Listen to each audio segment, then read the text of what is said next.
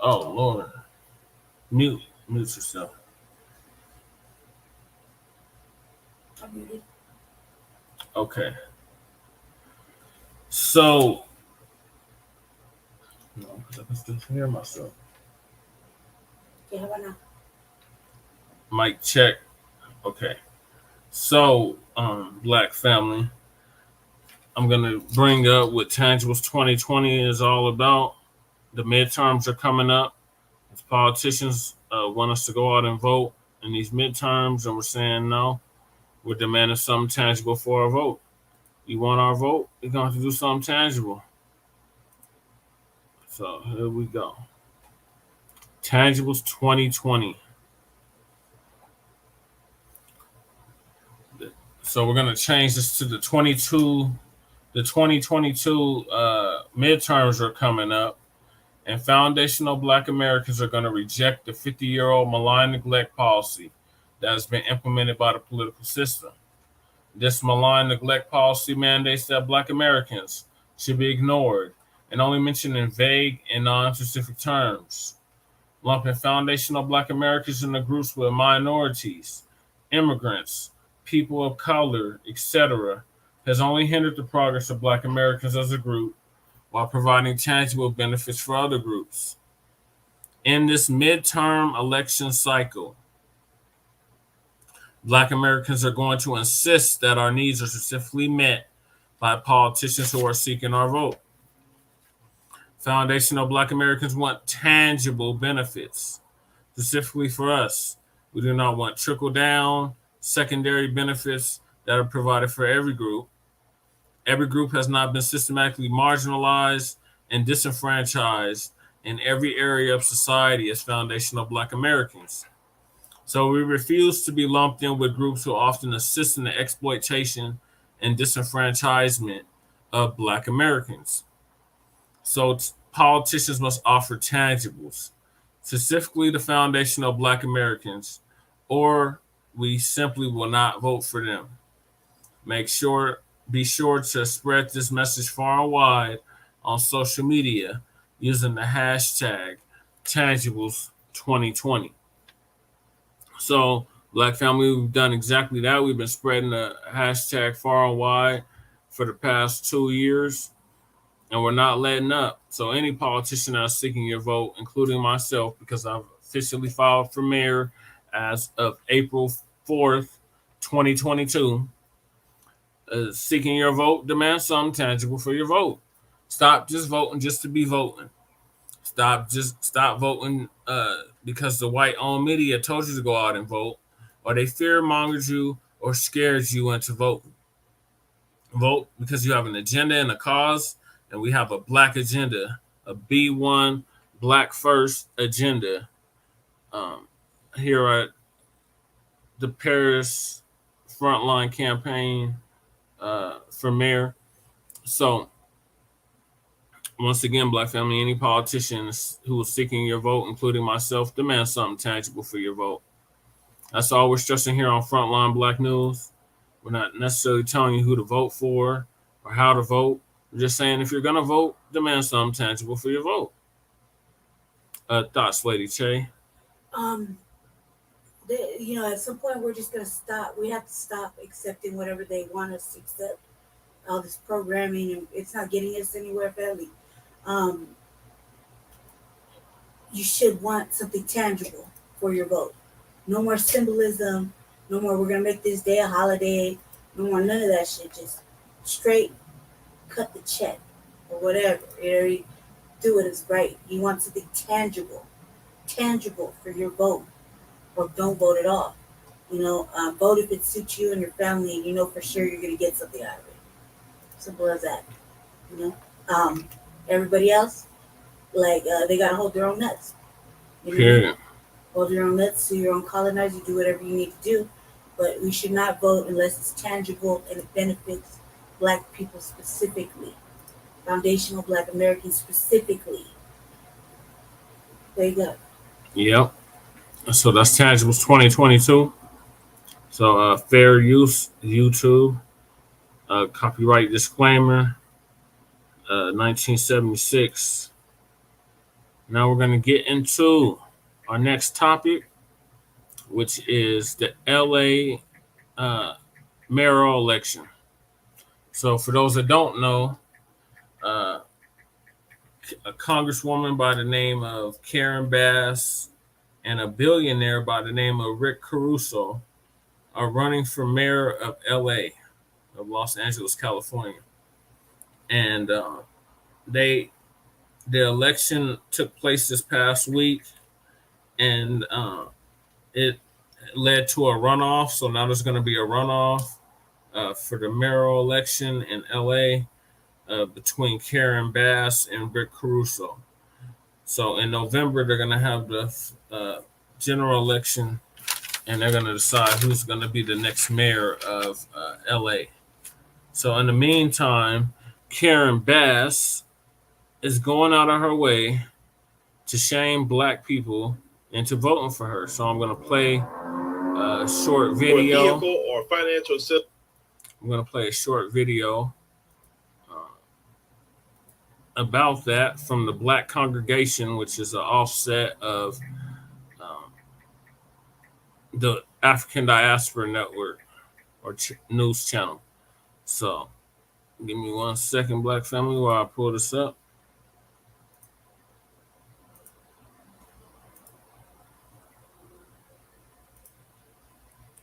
Okay, here we go. So fair use YouTube for content, commentary, and educational purposes. So here we go, Black family. I'm not gonna play this whole video because it's like 30 something minutes long. Play enough so you can get the gist of what Karen Bass is up to in regards to black voters and specifically black men. Assistance with late auto payments don't for a while have been very angry with the Democrat Party. But the reason why the black men are angry with the Democrat Party because it has nothing to offer black men. It has nothing to offer in the area of forward mobility of black men, because this party always want to benefit low income social programs and not, the black men that's out here that's either trying to get to the point where there are 6 and 7 figure earners. They're not trying to benefit black men who are business owners. Black men that we've been dealing with racism, white supremacy for a long time in this country, and we get it, right? But we can't let that consume who we are. And we see, just like the preacher in the church, we see the game with the Democrat Party and the preacher. It's all game. And if you notice, which I know a lot of this is starting to change with a lot of our sisters, of course, but if you notice who's still in the church house, a lot of sisters are in the church house. A lot of black men have abandoned that. If you look at now the Democrat Party, a lot of black men are abandoning that. And, you still have a lot of sisters that are strong, pro-Democrat. Well, there was an article that came out in the L.A. Times, and, I want to give a shout out definitely to Sister Demetria. She, made sure to send me this article that actually came out a few days ago. And it talked about the mayor race in Los Angeles when you had Representative Karen Bass. She used to be the head of the CBC. It means she didn't do nothing for black people. Let's call it what it is. And she's running against another guy for mayor named Rick Caruso. He used to be a Republican. Now he switched over to Democrat. Now, this is what I say about that. He's probably still a Republican, but he had to run as a Democrat because in California, you're just not going to be able to win anything running as a Republican unless you're running for something locally like in Orange County or places like that, or the outside of the major cities. Because I know once you get outside the major cities, that's the Republicans actually outside those major cities still. But so they wrote this whole article on black men. Now let's go through this. I have one video I think y'all would probably find very interesting from Steve Bannon and what he says about black men. But they were saying that this is written by this woman by the name of Erica D. Smith. They were saying that, and Erica here, which I don't know who Erica is, but okay, I've seen her write before. I'm just kind of looking at her picture. I noticed her. All right, so she starts to write that she had missed the first sign in the L.A. Mayoral candidate representing Karen Bass may have some trouble hanging on to some black support from the brothers. Now they said it came in the middle of May. They say when Snoop Dogg decided to reach out to her opponent and say the billionaire developer and former Republican Rick Caruso and offer up his endorsement. He say he told him, "You got my support." He said over Zoom. He said TV, news cameras, document exchange. He said we're part of whatever you're part of. As far as bringing love to the community, he said a few days later there was another sign. He said she missed too. Clarence Avant. He said a revered music industry mogul who introduced then Senator Barack Obama to Southern California's political and entertainment circles also endorsed Caruso. Now that brother had lost his 91-year-old wife, Jacqueline, when she was, murdered by, some Pookie and Ray Rays in their Beverly Hills home. At the time, Caruso said he was humbled and grateful to receive his support. He said weeks later, she says, it's now clear that these two black men have plenty of company. It's a new poll of likely voters conducted by UC Berkeley Institute of Government Studies and sponsored by the LA Times found that roughly half of black men plan to vote for Caruso. They said in the primary. And Caruso was definitely right on her bumper, and they have to have another election actually in November, because the way they work, if the person that get, I guess, 50% of the votes, I mean, they'll become the mayor. But if it's not 50% and you got a person right there, then they have to have another election in November. So that's what happened. And so she said it was somewhat surprising as a black woman, more than a little mystifying, given the years Bass spent working with the black and Latino neighborhoods in Southern LA. Okay, see, when you start talking about black and, you're not talking to me at that point.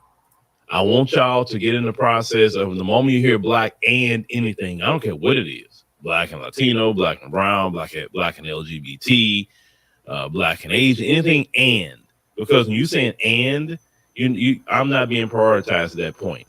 We know when they include and, the other is being prioritized over us, and they're using us to piggyback off of our struggle, our hurt, and our pain. You understand? When you hear the word minorities, you need to be turned off. When you hear the words people of color, you need to be turned off. When you hear distressed communities, urban communities, poor people, because that includes everybody, right? Always be turned off by that. And you need to be vocal about that, because we can change the language of what these people speak in the media, and we can change the language of what these people are saying online as well. We have done it many, many times. Remember, we the ones stopped them calling black people thugs on TV constantly. We did that because we said that the word thug is being replaced for the N-word. Notice they don't say that no more, like talking about. They don't say that at all. Everybody that was killed by the police, everybody a thug, dude, straight laced, they never been in trouble, but he a thug. So once we exposed that, they had to stop. So same thing with this, people of color, minorities, black and this, black and that, black and LGBT. No, we're never going to accept that. Now, she continued to say she was serving as one of two black members of the city congressional delegation. And I say, of course, it's not written in stone somewhere that all black people must vote for black candidates. So plenty of black men and women surely support Caruso for their own sound policies, maybe even Snoop Dogg, clearly Clarence Avant. She says, we're not a monolith. After all, just look at Larry Elder. I don't know why he was brought up in this. Okay. They said, but in this liberal city, in this very liberal state, it's also true that Caruso is the most conservative candidate running for mayor, and that many of his proposals that respond to genuine problems and anger run counter of what most black Angelinos have long said they wanted. Is that Caruso, they said, for example, favors the return of some disastrous, tough on crime strategies in the past, locking up more people and moving away from criminal justice reform. So he wants to add 1,500 officers to the LAPD, and has been endorsed by former LAPD Chief William Bratton. He said he of broken windows policy infamy. Is it homelessness?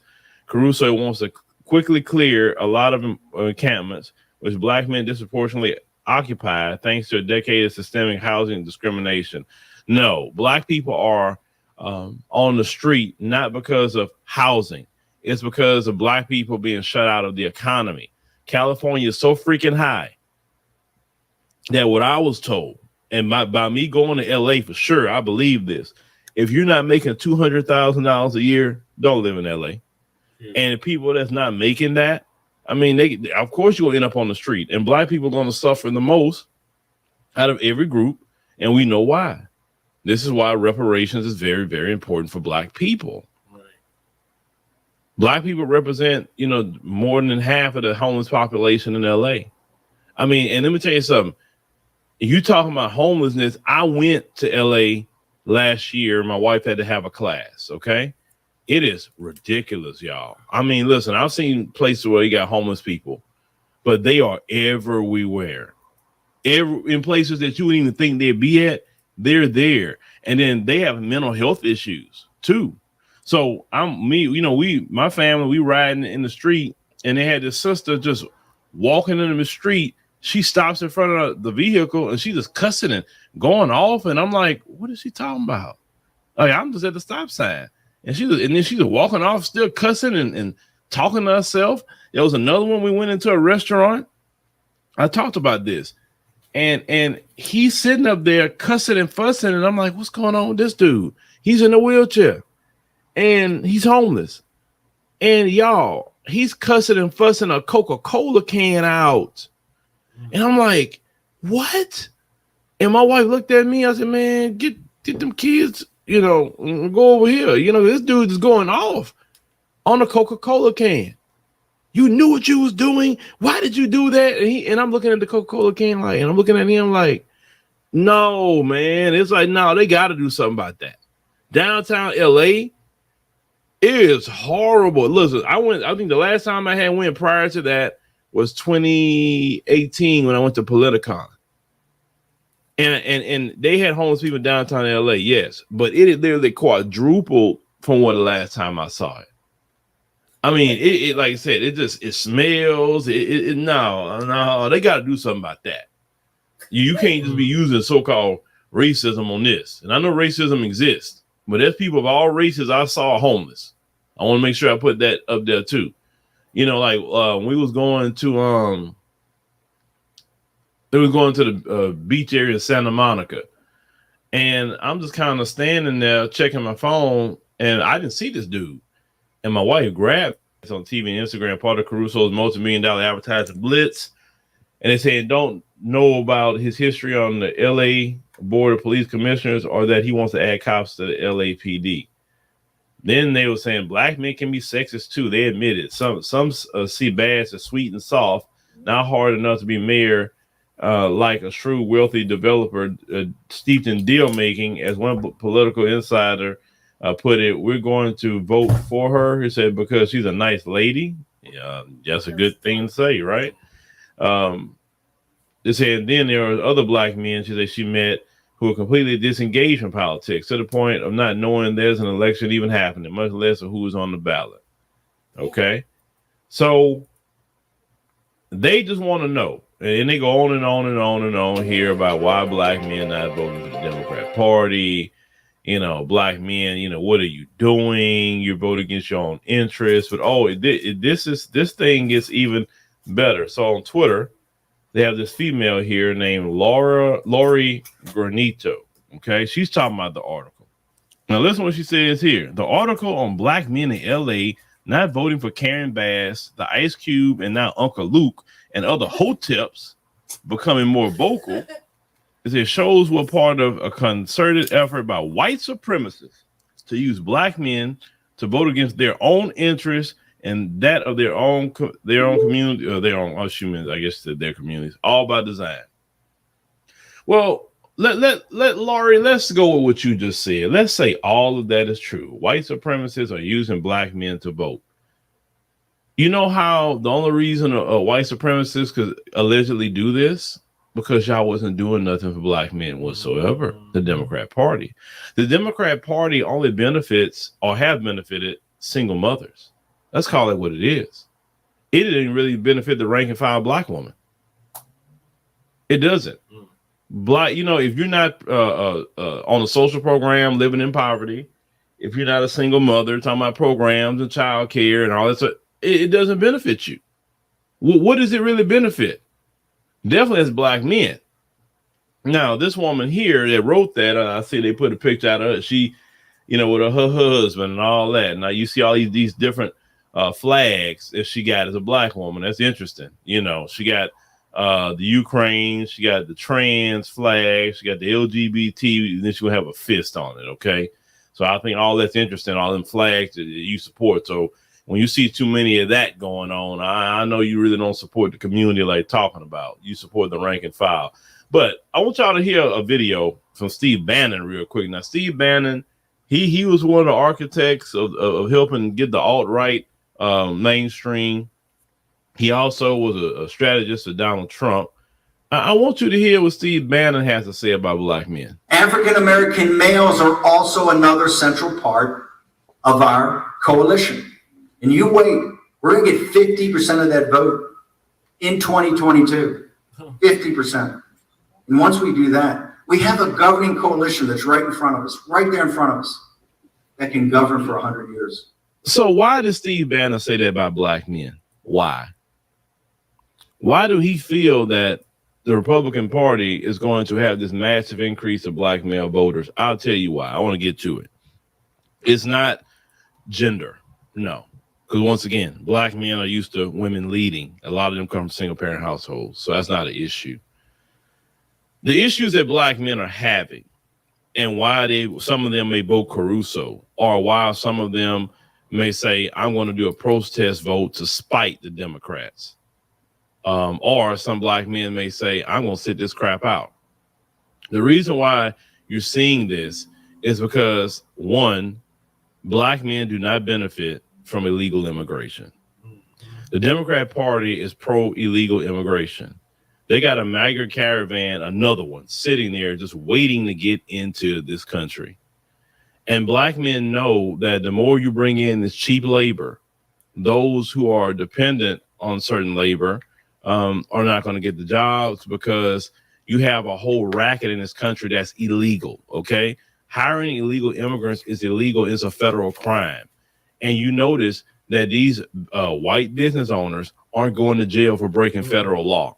But let me and you do it. Let us start hiring illegal people that came across from the Caribbean or from Africa or whatever. Our behinds be locked up. We be locked up real quick. We can't get away with that at all. Although look at the different Asian massage parlors be having all them illegal people in there tricking. They do that mess all the time in the open. And it's rare if they even get busted. And they so cold with it, they get busted. They just open, then they shut them down. They just go open up a new one like it ain't nothing. That's how cold they are with it. You know what I'm saying? Like, everybody doing wrong, and it's never stopped. So black men do not benefit. Let me tell you something else. Some people may, because they use that argument. Well, they going to get jobs that y'all don't want. There's a guy I know personally. He's white. He owned a construction company. Millionaire guy. He told me to my face that his company would hire illegal immigrants because they can pay them less. Now, we're not talking about no McDonald's job. We're not talking about jobs at the grocery store. We're talking about welders. We're talking about pipe fitters. We're talking about fabricators. Things like that. Jobs that's good, high-paying jobs. And they're going to people like that. And this guy I'm talking about is white. And he was doing it. And he had no fear of getting locked up by the federal government for hiring them. You understand what I'm saying? It's all a racket. All of it is. It's all illegal, what they're doing. Because this country never wants to pay for labor. So they know they got to pay us, but they don't have to pay them. So there you go. So they bring it, and everybody keep asking, okay, why all these men come in here? If wouldn't it be more women and children? Why all these men, young men too? Young men. No one ever asked that question. It's more young men trying to get in here than the women. Okay, so illegal immigration doesn't benefit black men whatsoever. Social programs don't benefit black men because we can't even get them. We can't get food stamps like talking about.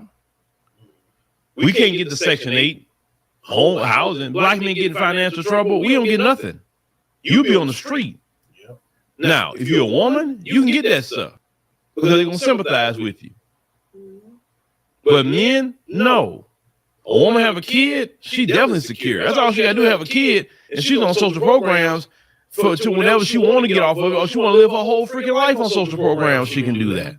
Men, it don't matter if you got a kid. You on the streets. So the social programs that the Democrat Party are always pushing doesn't benefit black men.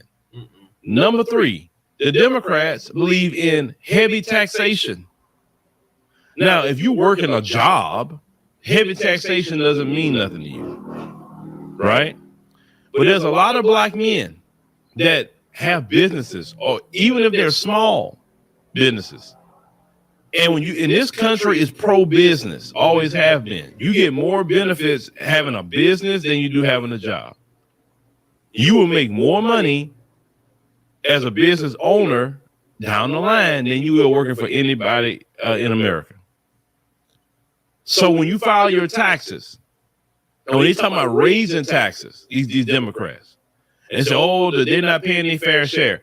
Corporations, your big corporations like your Walmarts, your Targets, etc. On their team, they got a team of tax attorneys that look for loopholes so they don't pay no money in taxes. Your average small business owner, whether it's black or male or black woman in our community, we're not at the stage yet that we can have a team of tax attorneys combing through the tax code, looking for loopholes and telling us what to do so we don't even pay taxes. So when they raise these taxes, it hurts the small business owner in our community. How is that helping the small business owner? When the brunt of those taxes that the Democrats want to raise hurts them. And definitely talking about black men, right? Yeah. Another thing, the Democrats don't push any kind of special business grants or loans at all. They'll push none because they have so much focus on social programs, right? A lot of black men want to do well. I have not met one black man in the street that told me he want to be poor all his freaking life. Every black man I meet want to get to a good living standard where they can support their family on their own without even the help of their woman. A lot of black men want that. And that's their goals. But the Democrat Party don't offer that. Now, you look at somebody like Caruso or you look at somebody like, they talking about even, why some black men like Trump, right? Even though Trump has his issues, but Trump had lowered the tax rate down, I think, to 21%. That was a benefit for black men and women that have small business. It was a big benefit that he did that. The Democrats are talking about trying to raise taxes back up instead of just fixing the economy for what it is. A lot of black men are sick and tired of the game. It's like, for instance, black men are only good for when you can get a bag out of them, i.e. George Floyd, Philando Castile, Michael Brown, all these different brothers that died. You notice everybody getting the bag. Look at that Black Lives Matter situation. Right there. Everybody getting a bag. But when black men are alive, they can't even get no help, no support, no anything from this Democrat Party. Now, I'm not saying the Republican Party is going to go around here helping black people out, but what I'm saying is there are some things that Republicans do push that benefit black men. And those, if you notice, more successful black men, whether they upfront with it or not, a lot of them are really cool on Republican ideology, not outside of the cop worship and the racism. Let me tell you something. More black men will actually be Republican. They get rid of the cop worship and the racism, and they stop being stupid about the gun situation, because something they real stupid about that. Real stupid. Because like I said, I don't think no AR. Nobody need to own an AR-15, but they talking about raising the age to 21 right now. Which, like I said, if I had to be president, I'll just put the AR-15 in Class 3 status, and that'd be the end of it. And I was like, you can buy the 18, and you can afford a $10,000 license, and most people can't afford a $10,000 license. And then you heavily scrutinize to get that license anyway. But black men, we already ahead of the curve. We was ahead of the curve on the church. We're ahead of the curve now on the Democrat Party. And a lot of the women have been waking up to this. Once again, it has nothing to do with no gender. Because black men, like I said, grew up in single-parent households, a lot of them. Now, about 80% of our children are born in single-parent households. So that's female-led, right? So they better get used to it. They better get over it. Black men are going to vote, the other side, or they're going to sit it out. Because the Democrat Party offers nothing for black men. Nothing. Nothing at all. You think black men in L.A. not concerned about homelessness? You think they're not concerned with a lot of black men on the street? I mean, come on now. The day is gone where y'all can shame black men into voting Democrat. That day is done. Done. Myself and many others are beating that drumbeat to let those men know you don't have to be ashamed for crap. All they want to do is use you for votes, use you for money, and don't even tend to anything that you got going on. And the women even waking up to that, because I always say, where the men go, eventually the women gonna come. Eventually. It may not be today, but eventually. More and more women have woke up to that black church. More and more women say, I'm cool on that. So I believe in God. I love God. I read my Bible. I pray, but I can't go over there. No. The black church don't do nothing for the black community. No. But you blaming Ice Cube. This woman saying Uncle Luke is saying hotels. You can call her whatever name you want to call. The fact is, the Democrat Party does nothing for black people. Black men recognize this for sure. And we're moving with our feet. That's just it. You don't own the black vote. You don't own the black male vote. You don't own it, Democrats. Right. So get used to it. Why don't you go and ask all them illegal immigrants that you're flooding in this country? Go ask them to vote for you. Recently, there was a story Sister Demetria had came out with, talking about Asians saying that the Democrats don't do enough for them, and the Democrats then bent over backwards for them. Hell, if the Democrats would have done for us what they done for the Asians, black folks would be okay, at least a little bit right now with them. But no, they demonize black Americans, particularly black men, and use homeless people who have clear mental health issues in certain cities like New York, San Francisco, L.A. It was the certain cities they was using this propaganda out of, because there's Asian people all day long here in Houston. Nobody even bother them. I know, everybody know where they live. Nobody bother no Asian people like that. And the real perpetrators of Asian hate is white folks, and you never show them. But I'm going to do a whole story on that too, because they lied on black folks, and it was the Democrat Party and the liberal media that sat up there and pushed that propaganda and plastered black men who were homeless and had mental health issues. And a lot of them weren't even black Americans. A lot of them were immigrants that did that. You understand what I'm saying? So we supposed to go and vote for that party that propagandized black men and try to make us the face of attacking Asian people? Hell no. Hell no. No. Because Asian people were talking about crimes against them before Biden got in office, during Trump. How all of a sudden it switched from, because they'll blame the Trump people, right? If these Trump people doing this to us, all of a sudden Biden gets in office, now it's all of a sudden black men, and the Trump people not doing nothing no more. They mysteriously had an epiphany about Asians all of a sudden. I'm sorry. No, they propagandized with CNN and MSNBC against black men, making black men the face of something again. Doing another thing, what's his name? Willie Horton. That sort of thing. Nah, we good. We good. Yeah, we definitely black men, vote in your interest. Right. Vote in your interest.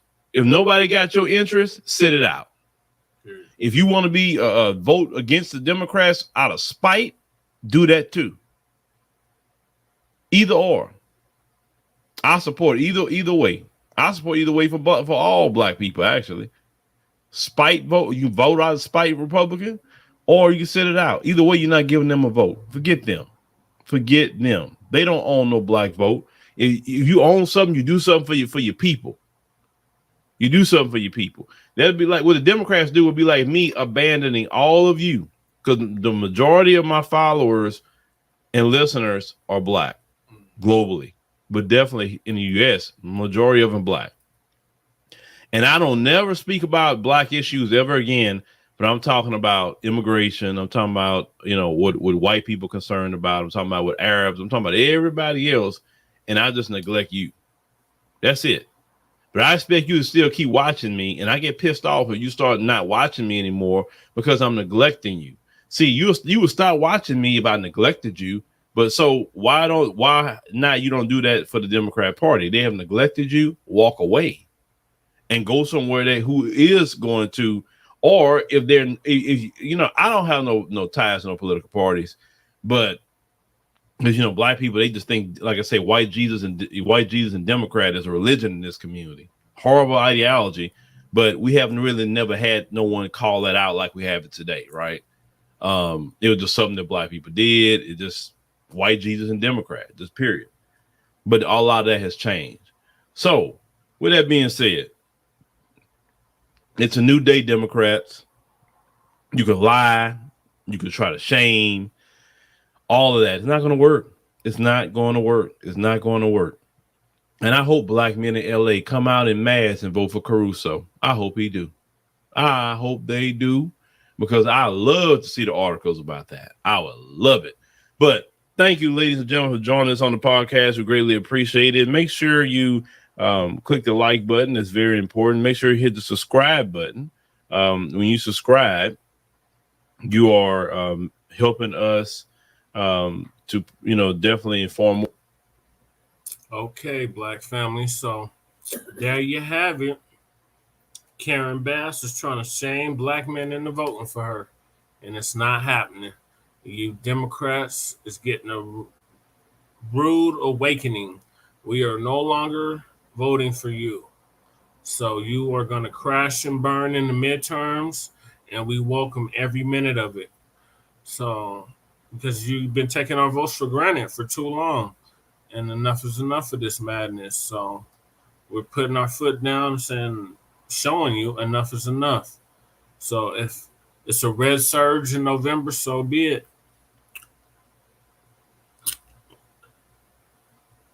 Thoughts, Lady Che? I agree with him all the time, man. He always knows what to say, Mm-hmm. And so I agree with him. I'll stick to, we just gotta wake up. Yeah. You definitely need to do that. All right, so our next topic is Biden. Still waiting on you, Biden supporters. Still waiting on you. Where are you, Biden supporters, at? Your boy Biden, President Biden, his approval ratings with black people have dropped tremendously. So I'm going to bring up this article from the New York Post, and it's about how Biden's black approval ratings have dropped in the past year or so. So these Biden supporters got a lot of explaining to do. New York Post. Joe Biden's approval among black Americans has declined. New poll says. There's y'all president. I didn't vote for him, but that's y'all president. Joe Biden's popularity among black voters, a key part of his base, has taken a beating since spring of 2021, a new poll revealed Saturday. While African Americans still support the president at a much higher rate than the population as a whole, a Washington Post Ipsos survey found that 7 in 10 Black Americans approve of President Biden's job performance, down 8% from the 78% approval rating recorded in April 2021. Fewer than one quarter in the demographic group, 23%, strongly approve of the Democratic president. 47% somewhat approve, while 28% disapprove, including 9% who do so strongly, according to the poll. Asked if Biden is sympathetic to the problems of black people in this country, 66% of respondents replied yes, down 8% from the 74% who said yes to the same question. Take everyone and everything along for the ride with seating for up to 7 and Apple. Sorry about that. I apologize. I don't know what happened. In June 2020, the poll discovered 32% said no in the 2022 poll, compared to 23% who did so in 2020. The Washington Post survey found. And here's a picture of Black American support for Biden is still higher than the population as a whole. Why are y'all still supporting this sleepy Joe? Still, about 90% of black voters would support a Democratic House candidate if the November midterm general elections were held today, according to the survey. Oh, God, that's horrible. The online poll, which has a sample size of 1,248 non-Hispanic Black Americans, and was conducted from April 21st to May 2nd, also showed that just 60% of black voters, 39 or and younger, approve of Biden's performance. The poll's margin of error is 3.5%. There's your president again. But among black voters 65 and older, the commander-in-chief approval rating stands at a much higher 86%. Damn you damn baby boomers. Stacy Mumford, a school nutritionist who is black, thinks Biden has failed to follow through on many of his campaign promises or campaign pledges. He's not really holding up his end of the bargain, Mumford, a 49-year-old Georgia resident, told the newspaper in a story published Saturday. Some things he promised, some things he's done, she added. But we are still struggling as a whole. We are all still struggling. Overall, African Americans appear to be unimpressed by Biden's handling of the legal system. More than 20% of African Americans believe Biden has done a great deal or a good amount to reduce discrimination in the criminal justice system, while 76% say he has done little or nothing, the survey showed. Black voters are not the only part of the Democratic constituency who have been disappointed with the president. A Quinnipiac University survey published in May found that 3/5 of U.S. Latinos disapprove of Biden's performance. At this point last year, a similar survey conducted by Quinnipiac found that 55% of the Latino voters approved of Biden, while only 29% disapproved. Recently declining Warren feelings toward Biden among non-white voters comes as his overall approval rating was recorded last month at 44% amid sky-high gas prices, inflation, and the baby formula shortage.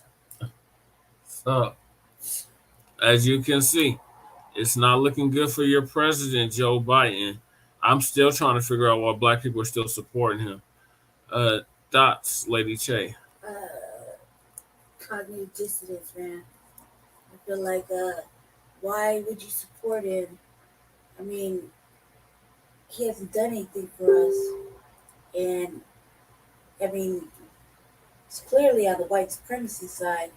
No matter how much you don't believe it, you clearly will allow the new media, the white media, to brush your issues under the rug.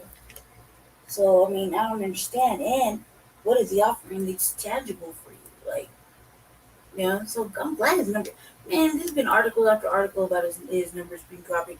I'm glad they need to drop. They just need to continuously stay low. It doesn't really matter who they get to run for president. No, they're both gonna be fucking evil. You know what I mean? Until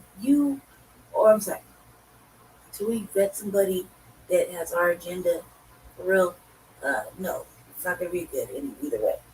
So no, I don't understand why he looks horrible. He's a showboater, man. That's it. And he's giving your reparations to the Ukraine and everybody else. So and you should know that. You should know that that's your money. You know what I mean? Why would you keep even entertaining his fucking nonsense ideas? Because they still want that vote blue no matter who. It's not getting us anywhere, family, but we can't keep telling you. You eventually gotta open your eyes and see. I mean, open up the black eyes and see. You know what I mean? We're too busy accepting whatever, man. It's just any crumb will do. No. Where's our standards? Right. Where's our standards? We have to have some standards about this shit now. We're getting to a time where we got one presidency probably left in us all. Really? You know what I mean?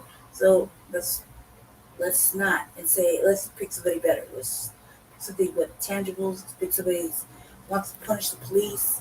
Not this bullshit only for this summer type punishment either. Yeah. Because I think that's what that's about. I think they're gonna only punish for like one summer or two, just to kind of pacify us. Yeah. And no, there's got to be constant constructive punishing of the police, constant constructive punishing of white supremacy, and not this. Oh, we got one. We're just gonna kind of make him an example and let everybody else slide on through. No, and should speak against when they hide what is done to us under the rug.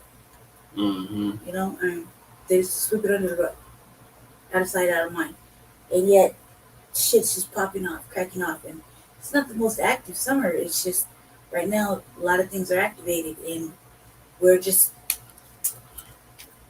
here like this. No, get involved. But get involved and engaged. Yes. So it's getting worse for Biden. Not only is his ratings tanking, but all his black staff are leaving. Oh yeah. That's funny. So we're gonna play a video from our sister, the Queen, Vicky Dillard. Shout out to Vicky Dillard. And just when you thought it. She's gonna tell us about all the black people that are leaving the Biden administration. I approve. But they've been kind of dipping out here and there. Maybe get one like the secretary, the speaker of the House. What is the Speaker of the House? And Nancy Pelosi. No, the other one, the secretary, the Jen Psaki, the replacement. John Pierre. Yeah, Jean Pierre. That don't really count. That don't really count. That's like 2-3 agendas wrapped in one. Peace, family. My name is Vicki Dillon, and I'm so pleased to be a contributor here on the African Diaspora News Channel. As you come in, please come in giving us a big thumbs up, and be sure to like and to share this broadcast with you. Thank you so very much. Now, family, we got to look at this article. Now, before we look at this article, because y'all listen to your sister with the curly braids, now listen. Everybody put a big L in the chat for me. Just put an L in the chat. I'm going to tell you what it means. Don't put the word, just put the letter. Just put one capital L. This is for the Jim Crow Joe Biden White House. Losers. They keep losing. Losers. Not only do reports show that the unemployment rate for Black folk are picking up. Where is this little company? Now, America, the Biden administration bragging about the low unemployment numbers for general America, but for Black folks, it's almost double. It's like at 6.2 or something like that, up from like 5.9% at the time of this airing. This article from the Grill from just a few days ago, look at the headline. It says White House officials push back against report about mass exodus of Black staffers. Now, you all know that Simone Sanders, who lined back for Joe Biden, for those of you that don't know, she literally put her body, a life and limb on the line for the Jim Crow Joe Biden administration. But actually, that's not the administration. When he was running during the campaign, a non-violent, non-dairy Karen was protesting. And so Simone Sanders decided that she was going to prove to Zaddy she's got what it takes. Watch this, not to be security, because those traits are for security trials, Secret Service trials, stuff. Instead, she wanted him to see her linebacking, football traits. Somebody's put a football in the chat. So she does and breaks a nail. You know, no intelligent Black woman is gonna break a nail for nobody. But God knows not for Zaddy. You lost your mind. It's a mental illness, in my opinion. I'm not a doctor. But in my estimation, something is wrong upstairs if you're willing to break a nail for Jim Crow. But watch this. She thought that was going to secure her the press secretary post. Of course, she was humiliated and embarrassed. Remember Simone, who was a faithful Jim Crow bone and biscuit. Remember, her people came out and said she was disappointed that she was not made press secretary. Of course, we knew that wasn't going to happen. We knew you was being used. We told you that. We foretold that. Yep. But it's not just her. Ostensibly, there's quite a few others. The White House is pushing back. The report says against reports of mass exodus among its black staffers who have grown frustrated with working inside the Biden-Harris administration. The Politico report claimed that nearly 24, which is 21, it says actually, Black staffers had resigned approximately, it says, in recent months over a range of reasons from personal family matters to pursuing graduate school studies. The report of the so-called Blacc, BLAXIT, inside and around the White House and other issues like fewer opportunities for promotion or needing to earn more money that cause them to resign or seriously contemplate leaving. Now, this was supposed to be your diverse party. Your diverse party has specifically Black staffers, allegedly, but also looks like ostensibly fleeing, and then saying they're working inside of a White House where they're not even paid a decent wage and they're not given promotion. Now, this is supposed to be the White House that's supposed to tell other corporations and other folks what to do around the country about being fair and talking about discrimination and stuff. And here it is that you have inside the White House Black staffers saying they're not promotion opportunities and they're not giving them decent wages. These are the same folks that told us to shut up and don't demand nothing for the Jim Crow Joe Biden administration. These are the same folks that told us that we were stirring the pot. And that we was messing up destiny by demanding that the White House do something for us before we give them our vote. I just wanted to give you more evidence why we were right and they were wrong. I'm going to keep the pressure on because you all know that the midterm elections are coming up this November, and they're doing everything that they can to get us to be distracted and to deflect from the uselessness of this administration, specifically for us, for the reasons I just mentioned. Family, I don't want you to miss. Mark your calendars for Sunday, June 26th. Sunday, June 26th. I am doing my Royal Ancestor webinar part 3. I am so excited. The link is below. Go to my website at unpurposewithvicky.com. That's unpurposewithvicki.com so that you can get to the right place. Just click the link below. Beloved, I'm getting ready to break down not only more sacred ancestral secret that's having to do with our connection with our ancestors on earth. No, baby. This notion of the ancestors is way deeper than you think, and the powers that be don't want you to know it. I'm going to break down for you also sacred secrets about your celestial lineage. You have a supernatural power that's in your bloodline. It's important to know this knowledge, family, because when you access this power, it will affect how you live your life, the protection over you and your family, and also accessing resources and talents and gifts that are only inside of you.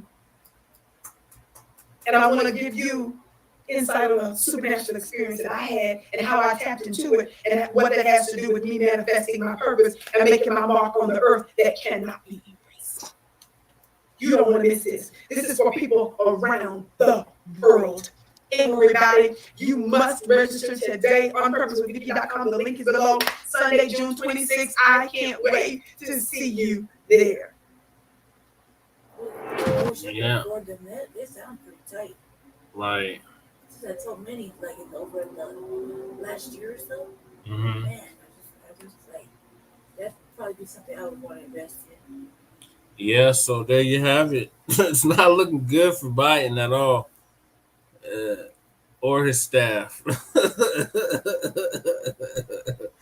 Apparently, you're not gonna pay them right. Yeah, not paying them right, not giving them job opportunities, not giving them advancement. Is it just the black staff? Yeah, it's just the black staff. It's a mass exodus of black staff out of the Biden administration. There's still black people that's talking about they would still go out and vote for this clown. So he's not paying them right. And what about all the Hispanic and regular staff? They getting righteous wages? I guess so, because they didn't get mentioned in that article. Usually, they try to pigeonhole another group in with us, but no, it says nothing but black people are fleeing the Biden administration. Yeah, so pay them better, come on, Biden supporters, where are you at? Money, I don't understand what the deal is. That's a bad look. I pay everybody more than so they wouldn't talk bad about me. Right. So, our next topic is Blake Masters blames black people for gun violence. Ooh. Blake Masters, he's a senatorial candidate who's running out of, I want to say, Kentucky, and he's backed by Trump, and he's saying that he's blaming us for gun violence. Ain't the caudacity. So That's my favorite. it's from NBC News.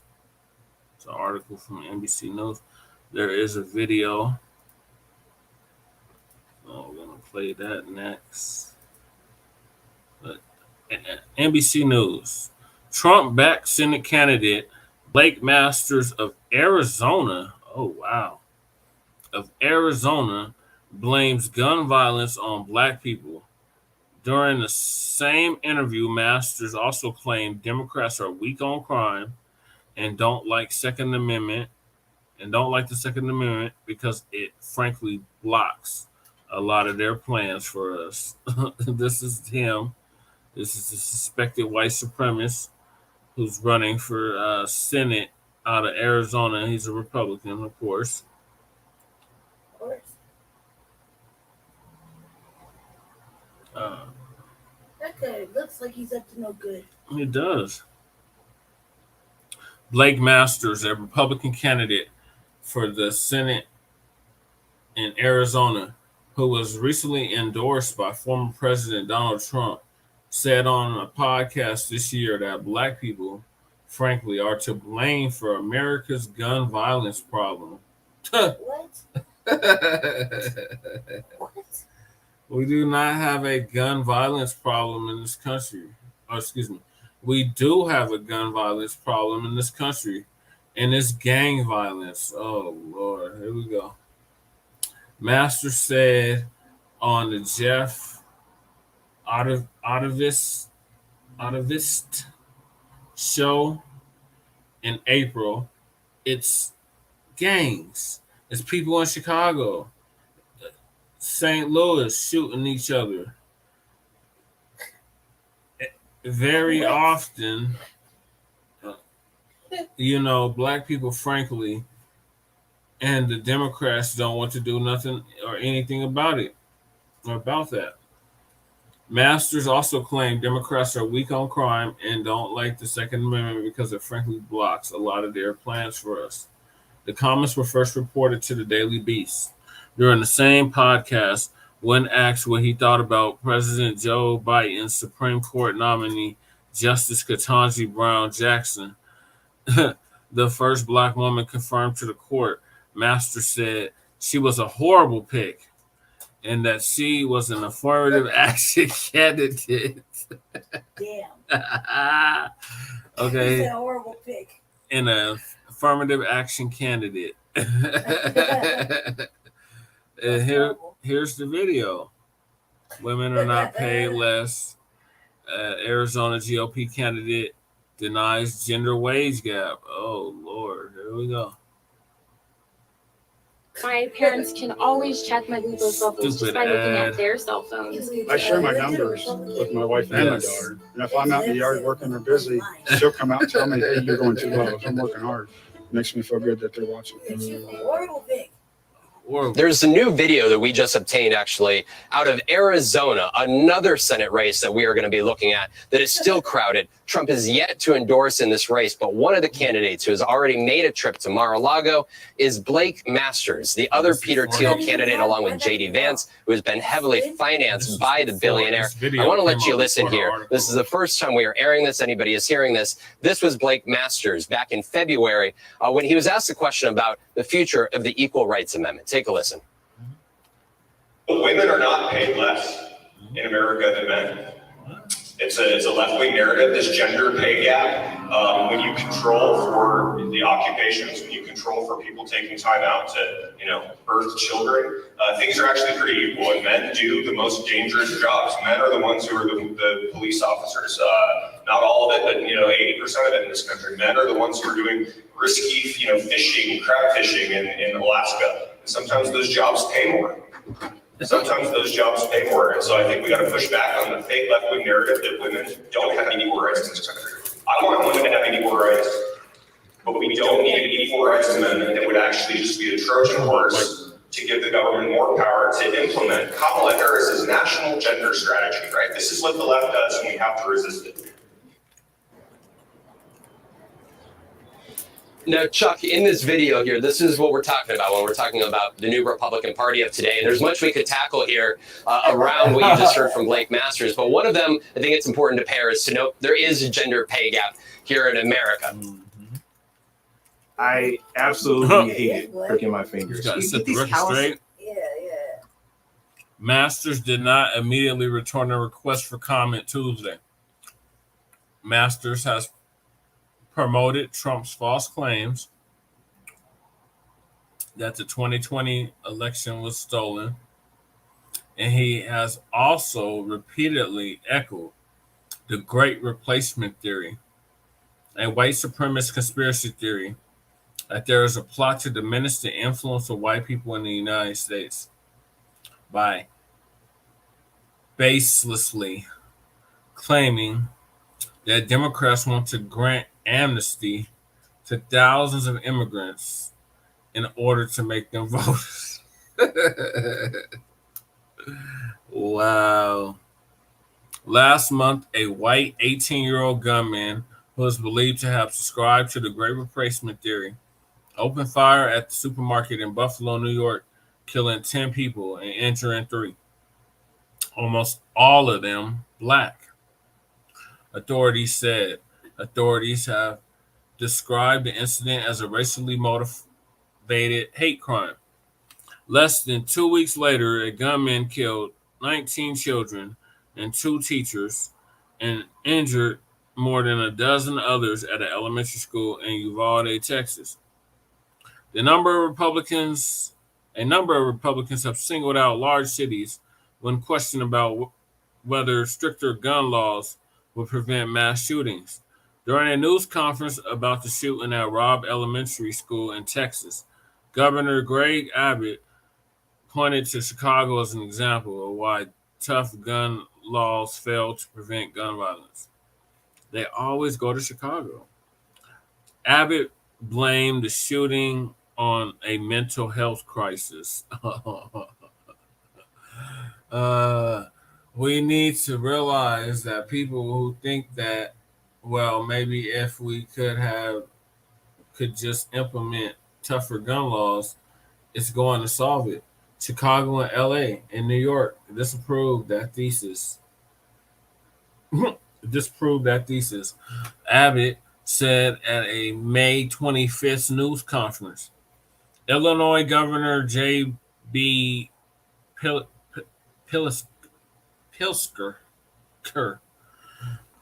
and Chicago Mayor Lori Lightfoot both condemned his remarks. Shame on you at Governor Abbott.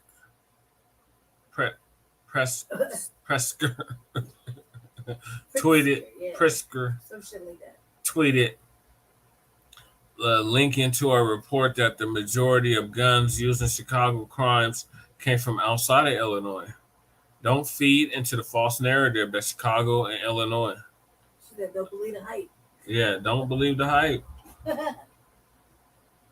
It's an excuse that politicians like you hide behind to stop the federal legislation. We need to keep guns out of the hands of dangerous people. You are lying about Chicago and what actually perpetuates gun violence. The majority of guns used in Chicago shootings come from states with lax gun laws. Pritzker added. So do better. You have 19 kids and 2 teachers who deserve our best.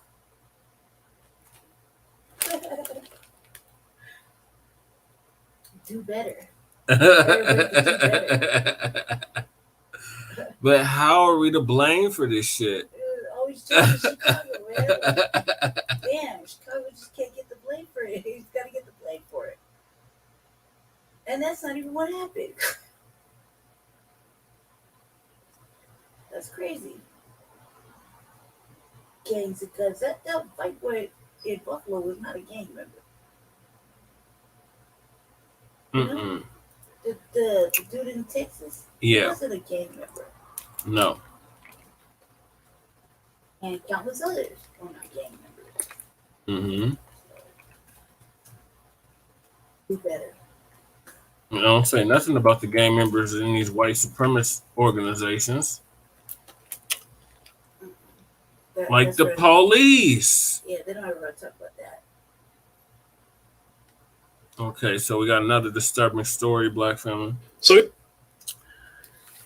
the next topic is the caudacity of you, Blake Masters. His last name is Masters, so we know. We already went over that. I'm just saying. I'm finishing up. Oh. We already know that you are a descendant of slave holders. The next topic we are going to is white supremacist arrested after shooting at black people's cars. Oh, yeah. And he either killed or shot an 8-year-old black boy. So, this is from our boy Phil Scott from the African Diaspora Network and the Philip Scott Audio Experience. He has another channel called The Black Congregation. And this videos about the white supremacists that shot at black people's cars. Fair use. Fair use, YouTube.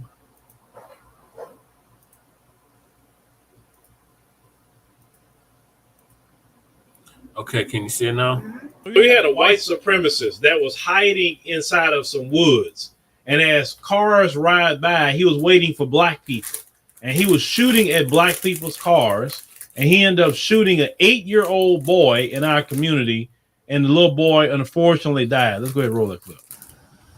Deputies responded to an active shooter situation Saturday on Old River Road in Lower Florence County. Officers say 3 cars passing through were hit with bullets. An 8-year-old boy and his father both shot. I talked with Sheriff T.J. Joy on scene the day of the shootings. That child is going into surgery now, and I don't know the outcome of that as of now. It saddens me. Deputies prayed that the child would make it, but 8-year-old Quarius Dunham passed away Monday evening. Sadness over this incident.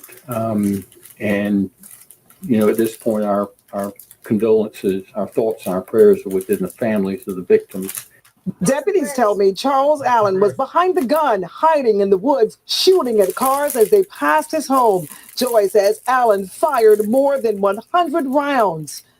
Possession of a violent... Allen didn't say anything during his bond hearing Sunday. Calvin Cade had a lot to say. He was one of the victims. I ducked and stepped on the accelerator to get past him, and he shot again into the lower front headlight and came through the vehicle. Allen was initially charged with attempted murder in the boy shooting. That charge upgraded to murder today. Sheriff Joy says since Allen's arrest, they've gotten more calls of people saying their cars were too hit with bullets on Old River Road. We may be upgrading charges or filing additional charges as the investigation continues. Of course, we are glad he's arrested, but I've told you many, many times before, the white supremacist is the most dangerous entity on the planet Earth. And they run around thinking about doing evil all the freaking time. All the time. Why would you go out and do something like that? Why? Just run around just trying to shoot black people. They didn't do nothing to you. They don't even live where you live, because America is still segregated, whether you know that or not. America is hella segregated. Yep. Most black people don't live nowhere around y'all, especially in those areas. Black folks don't live there, but you made sure to go around and start shooting at black people. This is why we have to, as a community, always stay quickened about these white supremacists, and don't sit here and get caught up in letting them play games with you to take you off of their scent or their tail. Right. They're always doing some crazy crap like this. Hell, they even do craziness in their own community. Mm-hmm. But I hate this little boy, definitely passed away. God, I hate that. You know what I'm saying? And hopefully the brothers deal with him in jail. Hopefully, but usually something like that, they probably put him in protective custody, because once the brothers here, he killed an 8-year-old little boy in the manner he did it. Oh yeah, the brothers gonna handle that. Definitely, brothers would handle that. So he's definitely in protective custody. The media tried to hide at first that it was a black boy that died, because they cover for each other.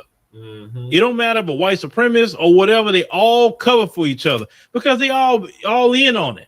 The system of white supremacy, it don't matter what political side they're on, they're all in on it. So that's why they got to protect their own.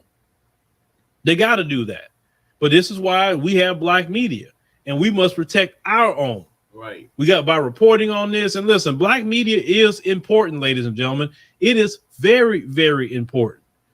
This is why the white supremacists spend millions upon millions of dollars a month making sure the messages get out there. Mm-hmm. The good thing about today is that we can counter those messages and also cover the stories that's very, very important to us as a community. Right. So, I know many of you probably going to be going places. I mean, I wouldn't be going to many places with these high gas prices. I'm just not doing it. But if you do go places, make sure, you in places where where you at, know where you're going. I'm a firm believer of not being on these county roads. I'm a firm believer of being on the major highways, staying that way, because it's a lot safer for you to do so. I know some places you may have to ride a county road, but you know, these white supremacists, they're cowards. They are so much of a coward. They won't approach a black person at all, but you'll hide in the woods and be shooting at somebody. Yeah. I can't stand these devils. That's exactly what they are. But y'all let me know what y'all think, you know, what happened, you know, this situation. Just be careful out there. That's why I'll tell all black people, because you're living in a freaking war zone. Yeah, So you had a white living in a war zone. Keeps it as plain and simple as ever. Keep your head on the swivel, black family. It's true. We're at war. I don't know how many more examples we have to show you here on Front Line Blacc News that we're at war. But if that video wasn't telling of the fact that we're being hunted and killed, I don't know what else will. If all these atrocities that have happened just in the last month aren't enough for you, I don't know what's going to wake you up to the reality that we're at war, black family. Lady Che, what are your thoughts on what Phil had to say? I agree. I mean, I've been saying that for a while, that you gotta stop stuffing it, family. I mean, this right here is clear indication that, you know, we're at war. We've been at war.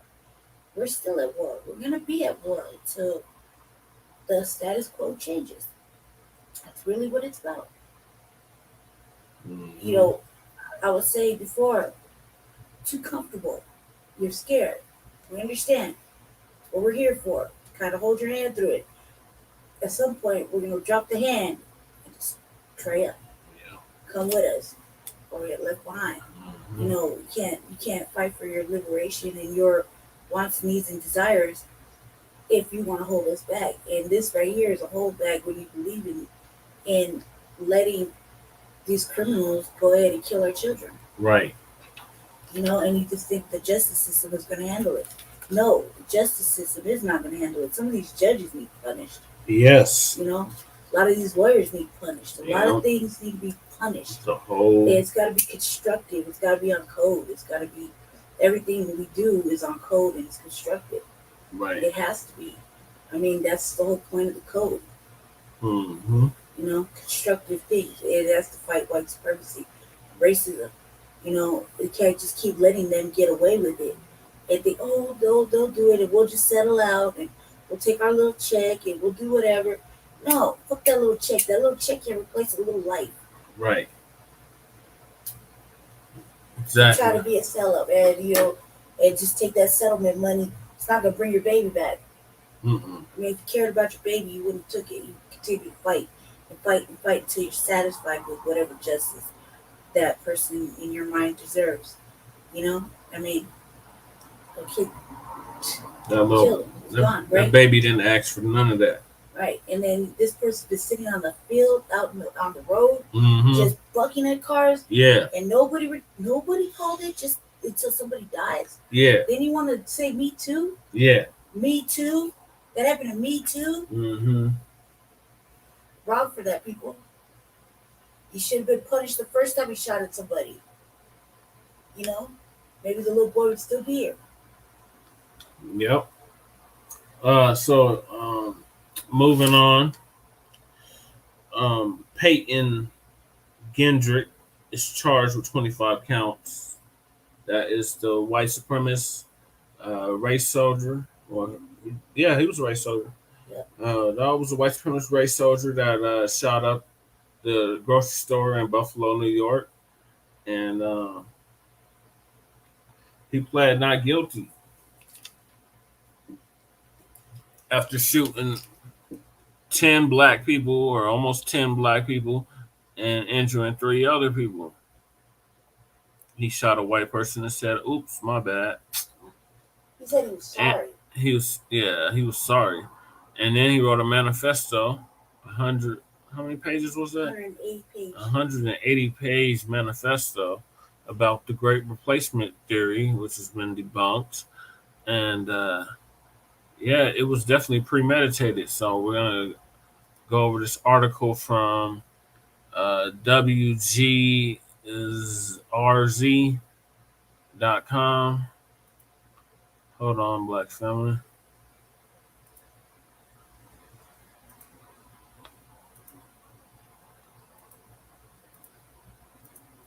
Here we go. Here's the video. Pause it. 18-year-old accused in Buffalo mass shooting faces 25 counts. The indictment from an Erie County grand jury includes multiple hate crimes, murder, and domestic terrorism charges. And here's the video. Home, the criminal case is moving forward against the alleged 18-year-old gunman accused of killing 10 people and injuring 3 others inside the Top supermarket on Jefferson Avenue. Now, a grand jury has returned an indictment against the accused shooter. Good evening, everyone. I'm Scott Levin. And I'm Mary Alice Demler. There are 25 counts in all. Channel 2's Rob Hackford has answers tonight to some of the many questions surrounding this indictment, including what's in it, Rob?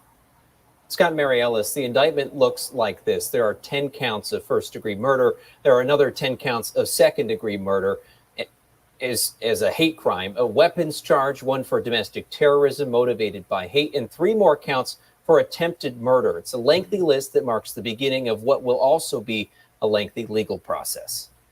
It's going to be months or years. 2 On Your Side legal analyst Barry Covert said the 25-count indictment against Peyton Gendron, the white 18-year-old accused of hatefully killing 10 black people at the Tops on Jefferson Avenue, is the most significant indictment he's ever seen from an Erie County grand jury for a couple reasons. When it comes to the number of victims, the level of the offenses involved, this in the brand new charge with its only 2-year-old statute of domestic terrorism. Covert does not think the indictment goes too far, given that just 1 murder conviction would amount to life in prison, let alone 10. Add on the sheer amount of evidence, including writings that laid out the attack and Gendron's alleged intentions, Covert believes any federal indictment further on hate-related or terrorism charges could mean an even steeper penalty, death. Given that this is really one of the most heinous crimes that have been committed in the area, it's not surprising that it would lead to such a significant substantive indictment. Murder in the first degree for every single person whose life that he took. Attorney John Elmore is representing the families of Andre McNeil and Catherine Massey, who are seeking separate legal action related to their deaths. They're targeting gun and body armor manufacturers, and Elmore is working with another law firm from Connecticut that won a similar case after the Sandy Hook shooting. We're going to get information wherever we can. And to the extent that this indictment leads us to other information to those responsible, then we're going to utilize it. Erie County prosecutors will have the added task of proving the hate aspect of their charges, but similar to Covert, Elmore thinks the evidence is overwhelming.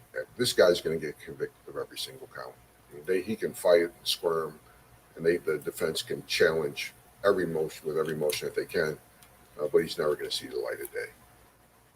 Now, we are expected to see Gendron tomorrow for his arraignment in Erie County Court on all 25 counts of the indictment. We'll have more on that scheduled appearance when it happens tomorrow, again at 2 p.m. In the studio, Rob Hackford, Channel 2 News. All right, so yeah, he's been charged. He pled not guilty, though. That's stupid.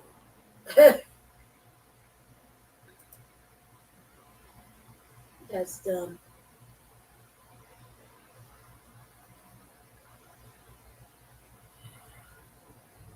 Yeah.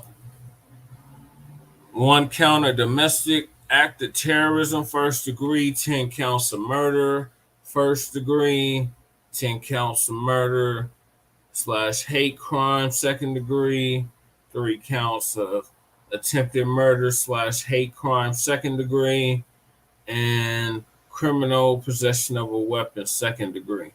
If you ask me, all those counts should be first degree. This is premeditated. He planned to kill black people. That was his intention. That's why he drove over 200 miles to Buffalo to commit this heinous act. So he's being charged in Buffalo, though, right? He's not. Erie County is, I think that's outside of Buffalo. So they're trying in a different county. I believe so. I believe Erie County is outside of Buffalo. But go ahead, Lady J. But I didn't want him to change venue. Yeah, sometimes they always make it convenient and they gotta change venue. Mm-hmm. No, I don't think they should change venue. Oh, I guess it is Buffalo. Yeah, I stand corrected. I don't think they should change venues. I think that they gotta keep it nice right where it is. You know, right where it is, It's because just outside of Buffalo. he committed that crime there. Yeah, he committed it in Buffalo. I can't tell if it's in the same county. I guess it is. Yep. So he's being tried in the county that Buffalo is in.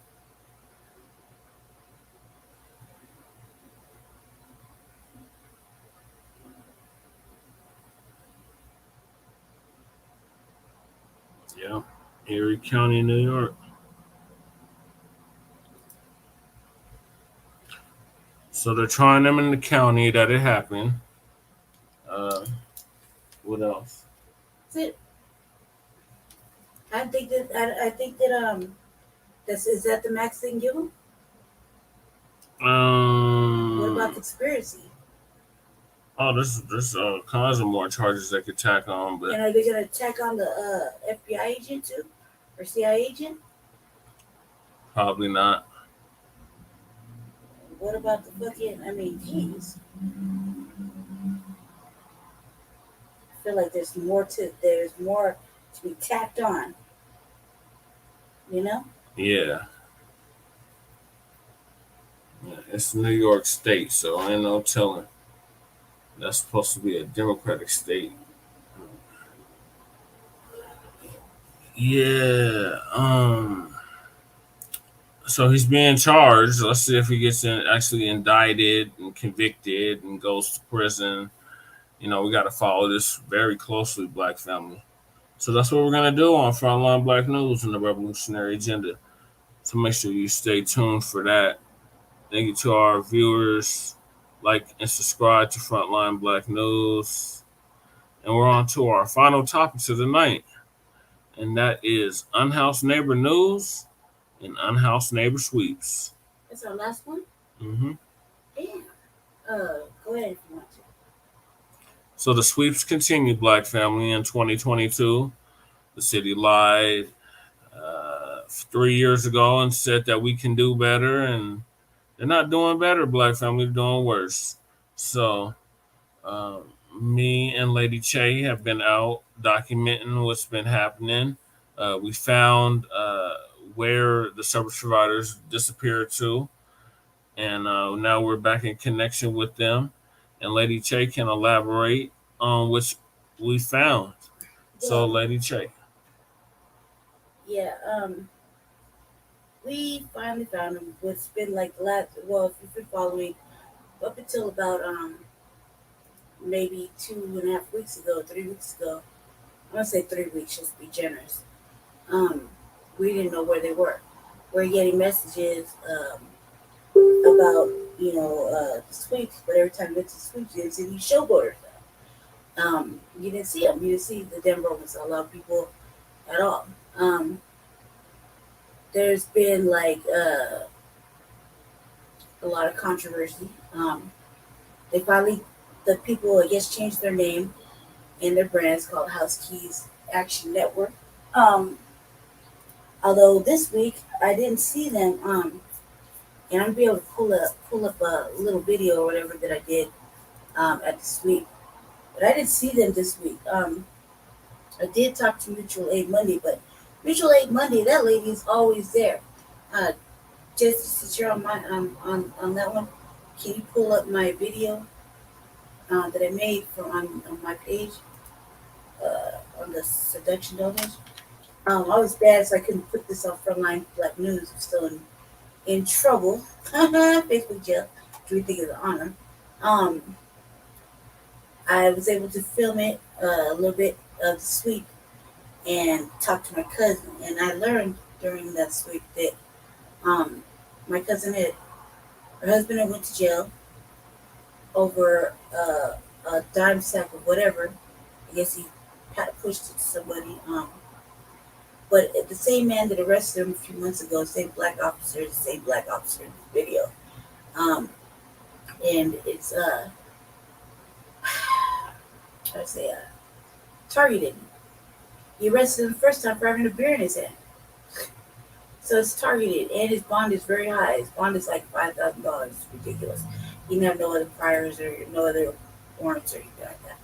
He's still locked up, and we don't really know, because his bond is so high, how really to assist him. It just feels crazy. I shot this video. Go ahead and share it. Do you want to go halfway to like? He's not telling you the truth. Go further forward. Forward, like that. What? I learned from mutual aid Monday. No questions asked. I go ahead and start sharing. I learned from mutual aid Monday that there's a grid. So when we thought that they're putting out 3-4 sweeps, they are, and it's within this grid, this little grid that happens. So now that I know that, I guess me and Jess just got tagged a lot of this.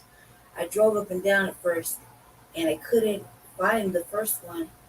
I did find the second one that we're gonna show, and I helped this one dude who was in the media. I hope he was able to see it. This is the first time to her cause. that I'm already asleep. Yeah, It's the first time that so Front Line Blacc News stepped off. I would post this on our actual page when I'm in Facebook jail. So I decided just to share it. What sweep the 16th and Pennsylvania. But it really was supposed to say Grant. But I had to take Grant all the way up here. It was like, it was fucking ridiculous. I had to find it. It's like playing the okie doke game with come up with emails. Okay? This is my cousin's tent. That's a sweep. And here, this is my cousin's tent. And obviously, the little white boy right there will shoot his ass. It's absolutely useless. I don't know what they are. I think they're the media, too. They do got special camera and shit. I'm working on it, so you can see. I want to get closer, but probably as close as I'm going to get. Really, I just want to see the police. Man. They're always over here hovering and shit. This is a really small encampment, too. There are like 2-3 people here. Like 2-3 tents. There's like 2 tents like that. That's it.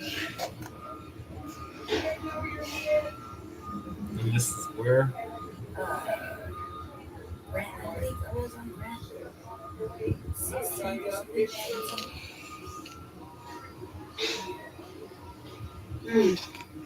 was wearing this awkward ass dress and was getting on the nerves. It was a hot day, so I decided I would wear it, and then it was constant fighting with the dress. Didn't give me no points either. There was no purpose. Not getting in trouble. Too much trouble. I'm trying to get it closer, but I have to ride the fence because where they had the gate, there's all of the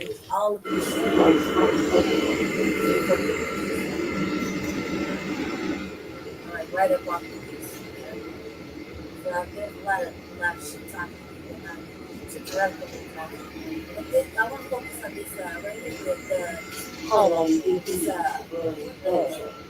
Bobcat.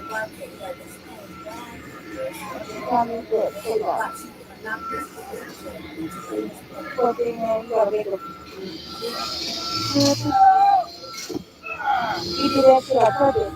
You know he did that shit on purpose.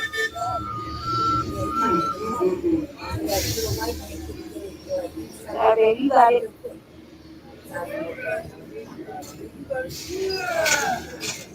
It's okay, you got it, baby. You know he did that on purpose. Now there's a black officer. That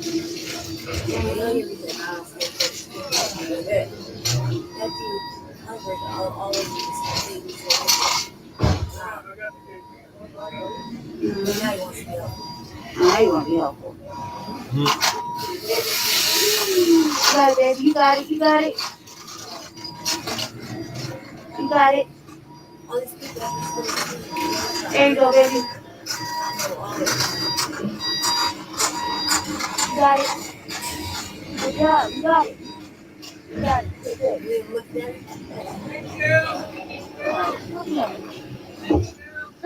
There's Bubba right there. See that shit? Black Daddy. Got the Indians involved, man. Exactly what he talking about on the fucking city council. All this shit is so fucking serious. Like, they knocked his car into the fucking puddle, and he still fucking wouldn't get it. He still had it. You didn't know that shit was out like this. I'm working on it. It really makes me that way. It's good. Yes. Because it's just ugly. And this is what you hear me say a couple times in this video. This is what we taxpayers are paying for. All this stuff is shit that people throw away. And everybody read in the homeless free house and re-own it. And yet they can't keep it. Thanks for me.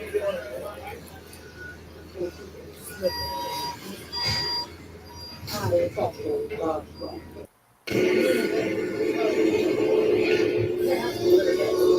fix my dress.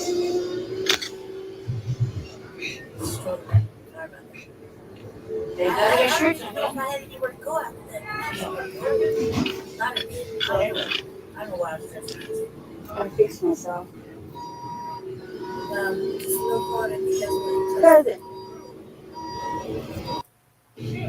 Come in. look for it. We're back to Front Line. And now we're gonna be able to catch this dude. I thought he was getting arrested. The media guy. And I actually talked to him a little bit. See, look. Oh my God, you should miss it. I'm gonna fucking practice this fucking doing this. He just don't give a fuck. Look, that's some of the shit. They just.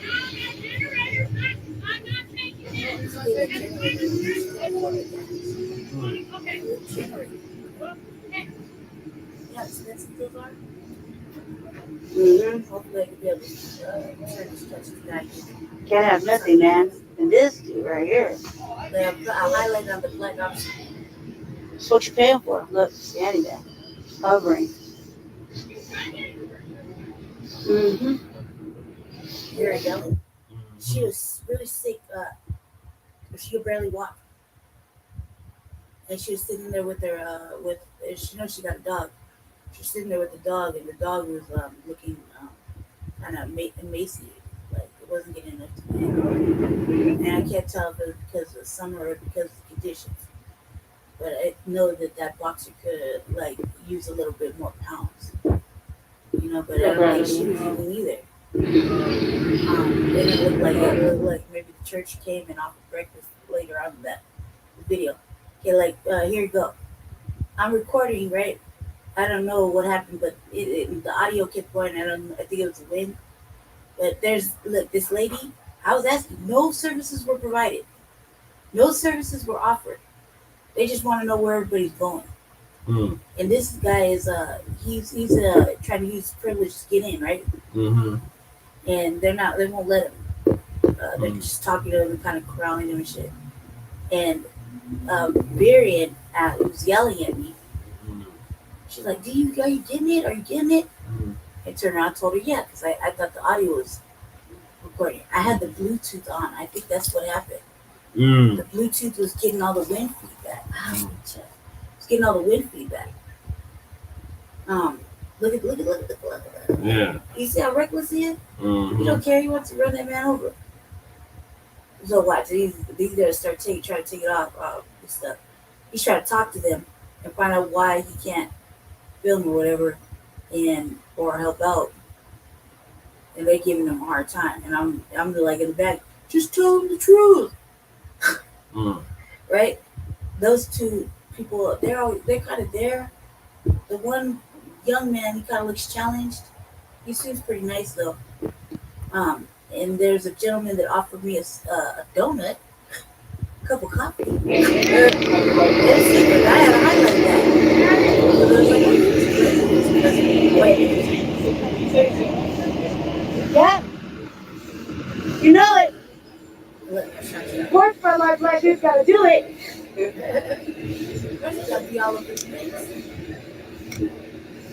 You can't arrest them for what? Just tell them the truth.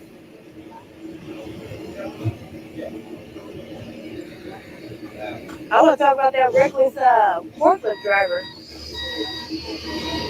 Everybody's lives in danger right there with him driving.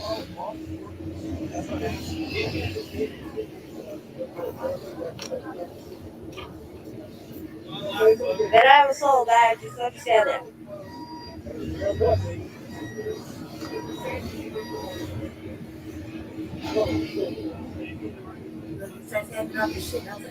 Oh yeah, full of action. I love action. Yeah. Like you go protest me? But they just not telling you the truth. That's all. I know. It's because they all just have nothing but lies and rhetoric. It's like shutting you up, bro. It's okay. But I be saying every Monday at City Council, lies. Oh, City Council on Monday. So they're probably not going to let the girls speak no more. I went to Torrington twice. If I was sitting at the front where Jesse is, I'd be able to pull that up. Keep reporting. But I basically said they were murdered and that they killed people and everything. All this shit is just not blah, blah, blah, blah. And it was aggressively. They're not getting no And I thought it was fast today, today, but apparently, if it was going to make papers, they probably scrapped it. So I didn't bring no papers. I definitely there. And we saw our city councilman on the east side in another show, and she said she was appreciative of mine and Jesse's efforts. They've been prohibiting us from speaking every so Jesse signs us up and we just sit there and wait. And this is the first time I got to speak in like 3 months. And so I probably won't get to speak again for another 4 months. Especially how hard I went. I'm with you. I'm with you. I'm there with you with that. Just not telling you the truth.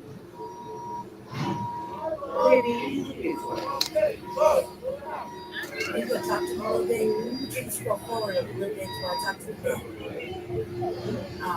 Scroll forward a little bit because I can talk to the media guy. And I thought this was like live streaming, but I was mistaken, so I hope you got it. I'm recording all this stuff. How to hear this.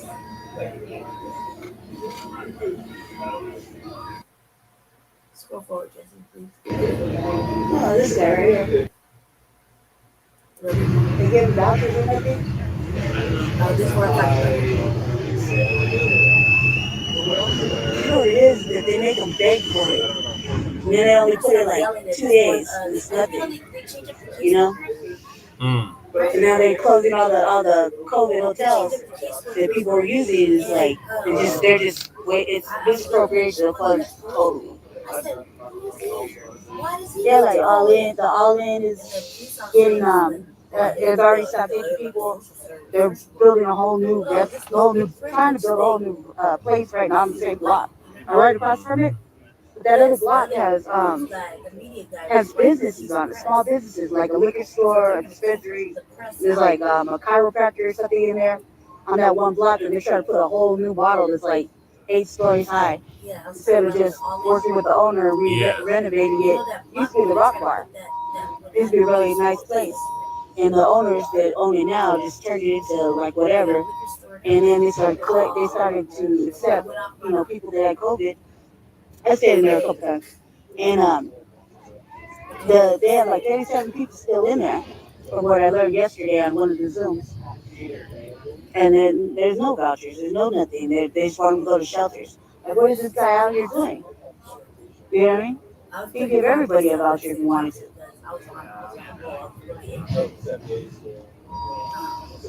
Especially like a woman and with a service animal, Yeah. Then the forklift guy, he's always so reckless. Like, how many times has he already tried to almost hit the fence or hit the people? You know what I mean? He's mad reckless. They were supposed to take away their contract when they violated the people. last year when they came up for renewal, and they didn't. City council didn't. They continued to let them wreak havoc and threaten people, when no one's around or looking. So they have it all on video. It's like, geez, man, when are you gonna step up and actually do your job? They're not. And all this hovering is what makes people nervous. It's a waste of money too. All this stuff they're throwing away is stuff that people have thrown away that they don't want from their apartment. You know what I mean? And so the people in the apartments don't want to see their trash being reused again. What they consider trash being reused again. You know what I mean? But what? They're not allowed to have comforts either? It's terrible.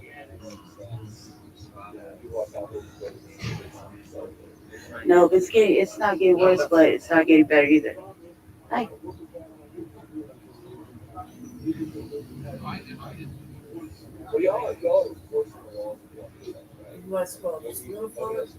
I mentioned Jesse is ready for mayor, but I was trying to talk about the.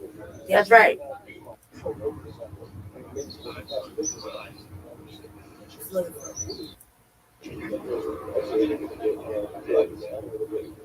I have to show who Evan Dreyer is. I met Evan Dreyer. Jesse. At an event. Hey, when the new mayor comes in, do they replace the deputy mayor?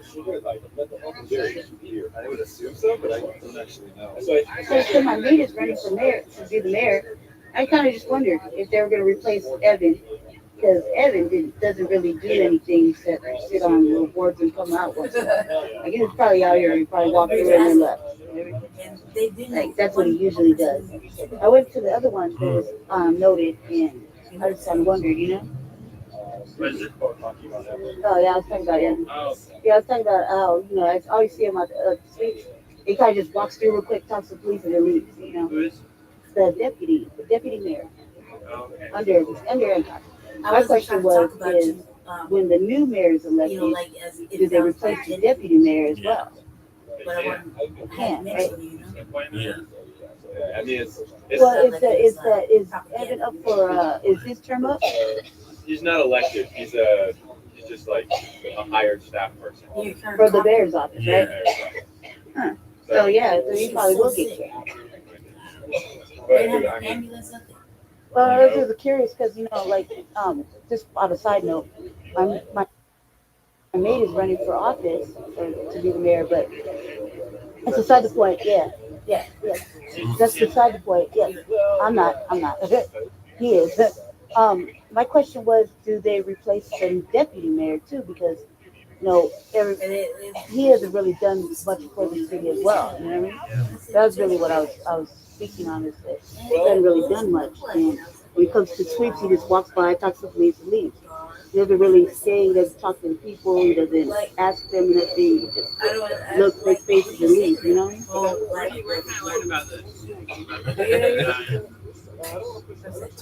I read on the city council. What does he look like? I see him on the city council. I read all the city stuff.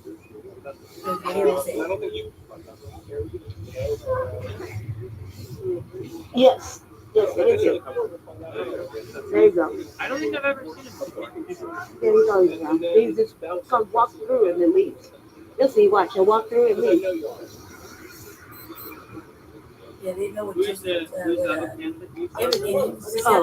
was talking about my mate. His name is Jesse. I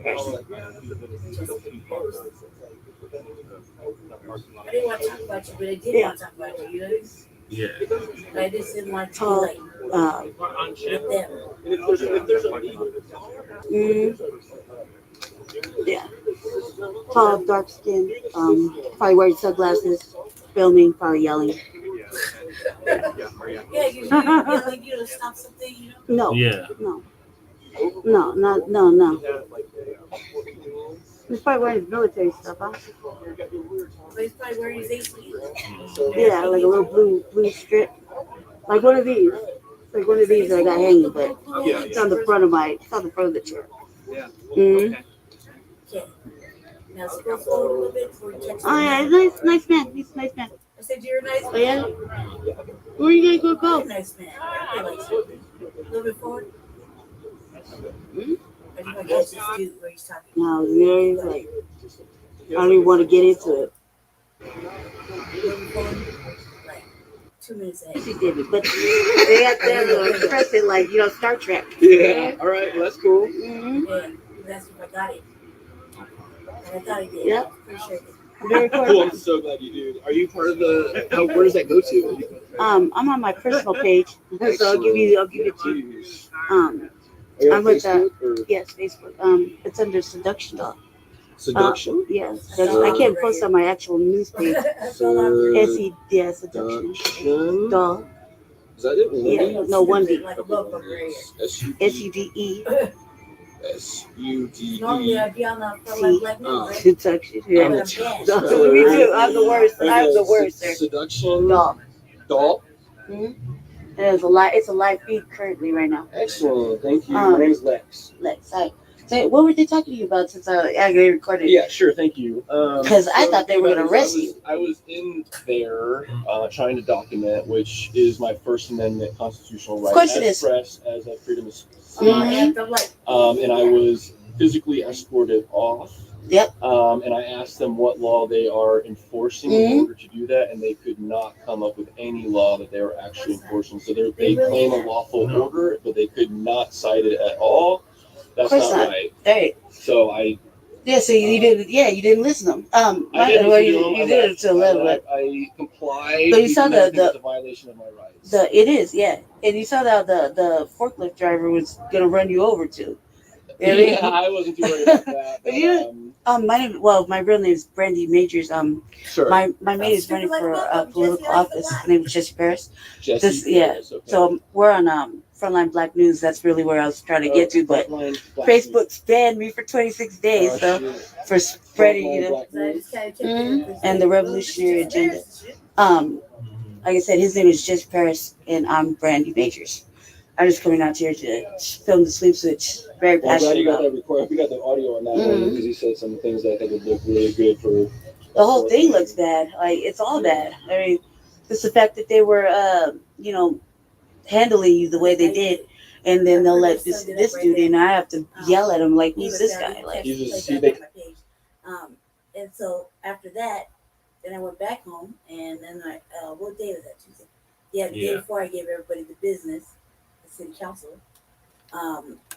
which I think Jesse found a link or something like that. Did you find a clip for city council? Yeah. I gave him the business because we have to. We're constructively fighting a race war. We're fighting racism and white supremacy. Period. And we have to tag team because right now Jesse's running for mayor. I'm really not doing shit. And so I can help by keeping our cause going. You know, the Unhoused situation is really serious. Okay, go ahead. That's me. Represent a whole bunch of things. I just don't have time to list because we only get 3 minutes. I said I represent a whole bunch of things. Snitching is snitching, Craig. Stop that. Don't let me talk to you like that because you're always doing what you do. Stop that, okay? Nobody cares what you say. And in fact, it's wrong to go and lie to people like that. Where do you want them to be? I'd be all up in your backyard, Craig. Stop it. All right, maybe I'm not listening to you. You can give a suggestion out of word. Now, back to I said I don't care what you say. Can you hear me? Talk about Dwayne Peters. You know, 5-year anniversary coming up for the beloved community village. We'll be there. You guys did it with service. All the calling, emails, police reports. He did the right thing. And he's still out the street from where he wasn't supposed to be, right? Now, we're going on all this, but you need to house him. He should not have to go through all this. We standing up for Dwayne. To get what he did, Dwayne. We did go down there. We did talk to people. Okay. And they gave us the pacified response. He just straight up after you guys gave him that last $200. What happened? But we didn't know what else to do at that moment. To come back and confirm with you and then go back and try again. Has been repeatedly ignored. Dwayne Peterson has been repeatedly ignored by DPD. Everybody he's written to. I got all the receipts. You guys are doing those disservice. Make it right. Make it right. The people come consistently to you and ask for housing. Where is all this money going? Why do you keep developing upwards? Right? Are you starting to put their little tents on top of all these roofs and they can't occupied anywhere in the city? No, no. Nothing is affordable here. We read the charter, we read all the statutes. Nothing is affordable. The way you wrote it is meant to keep us out. It's meant to keep homelessness a revolving fight against these bodies. You know, white lives do matter to y'all. It doesn't matter to us because we're going to keep fighting about it. How people. I was at a Walmart family and I was getting out of business. Why do you think all this crime is happening? That's how dedicated we are. Yes. I know I got 45 seconds, don't cut me out. Anyway, like I was saying, fix it, blame Peterson. All of you can't work together. Mayor Hancock, do your motherfucking job. You only got a couple of months here. Do your job. This all goes through you. We're looking for answers. We want results, and we don't want to hear what these people say is success. We want to hear real people like us say something is a success. Right now, we're not saying that. You failed, Denver. Consistently failed. Failure, all of you, except there's 2 people on that board. Okay? Failure, including the mayor that's leaving. Hopefully, we'll get some change in work. Hopefully. We might have just forced you to change. This racism got to end. Systemic and wrong. Do your job. You see her face? Yeah. She don't ever know what to say. She always was trying to mute me. And I was like, I probably shouldn't cuss her. We and Bryce work on my cousin. Maybe that's Jesse.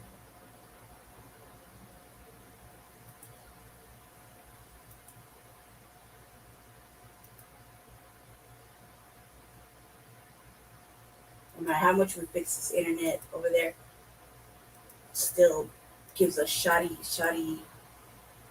progress.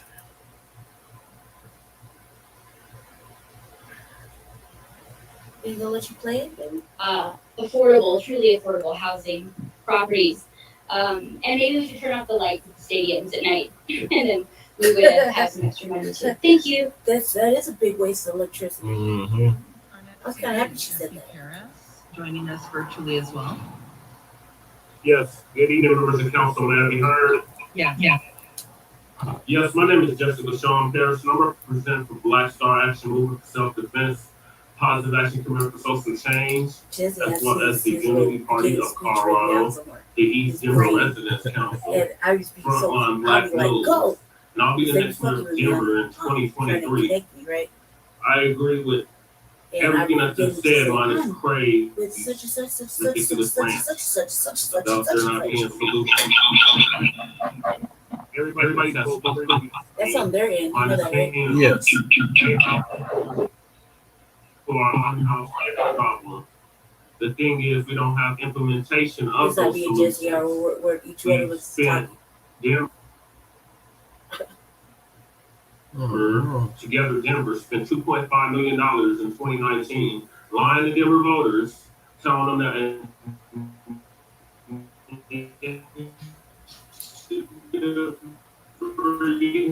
was a right to I feel like rest. they do, family. I feel like they do this this rickety Almost out loud. on Said that major wasn't points the that me and Jesse are going to start saying, and they can feel it coming, so they start making it like they can't hear us. Not doing better, we're doing worse. That's not Jesse's 3 computer. sleeps That's a them. week that we even know about, that we're even notified about, is not doing better. Housing people is doing better, like previous speaker Marianne.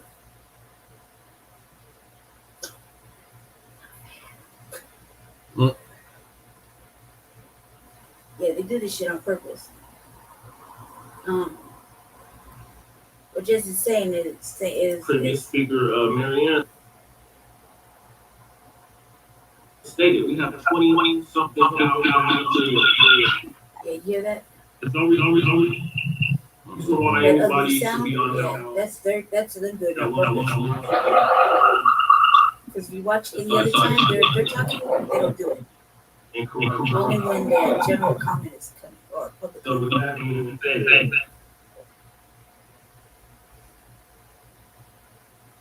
it's gonna take a whole new administration for anything to change in regards to our unhoused neighbor crisis. We need a new mayor. We're going to get a new mayor. We need a new council. There's only 2 people that are really worthy of staying on council, and that's candy single pocket and all cash. The rest of y'all need to get swept like you allow our unhoused neighbors to be swept week after week, month after month, year after year. That's my favorite We line. can do better, Denver. We just I forgot what I used to say when I said cold. Politics are cold. that's my favorite line. You sweep them like you sweep them. Yeah. Did you find the other one, babe? The second one? The only reason we're highlighting this, Jesse speaks every week, but he finds ways to speak. just actually care besides the two people I Like when they don't let us, when they don't let him speak in if you care public about our comment, unhoused neighbors. he'll speak like I want 3 more times them on some to zoning stuff, and he manages to get his point across every get time, off the streets including and housing. the yay and nay, Housing yay or first. nay, and a question for That some is the zoning. model that we need to go by. It works. You know, Instead of forcing people in this COVID infested, he always finds a dead way bug to infested speak in city shelters. council. House them. Housing is a human right. And sweep the council like they sweep the Right. unhoused every night. Thank Huh, you. Jesse? Yes. And like I've yet to see him not be able to Joining us speak in chambers, Robert Bailey. except for one time, and that was a legitimate beef with us. They were legitimately messing with us. Mm-hmm.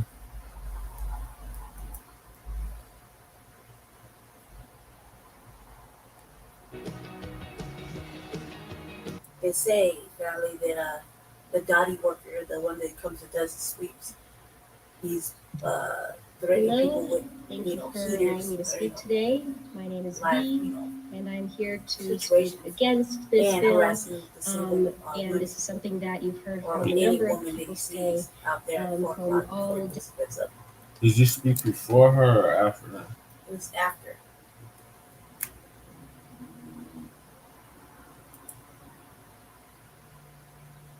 Before that.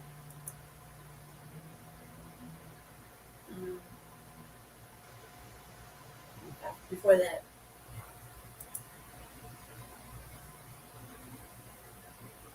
They could have took away, like, I hate Britta Fisher, dude.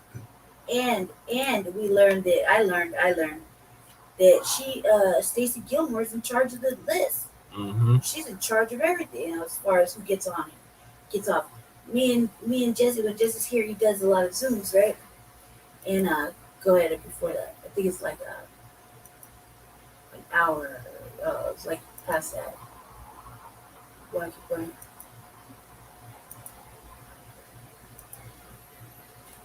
Oh God, Daryl Watson. Was that after him? No. I think you were before him. Yeah. Zoning policies like the one that Denver. Yeah. everybody, one that is most importantly affecting. This lady acted like she couldn't see me in the queue, and I'm logged on the phone, and my computer is. I gotta switch over. One tool in a broader toolbox related to providing housing across the income spectrum, across Like, well, man, they just like moving it up. Sure enough, they did not disappoint.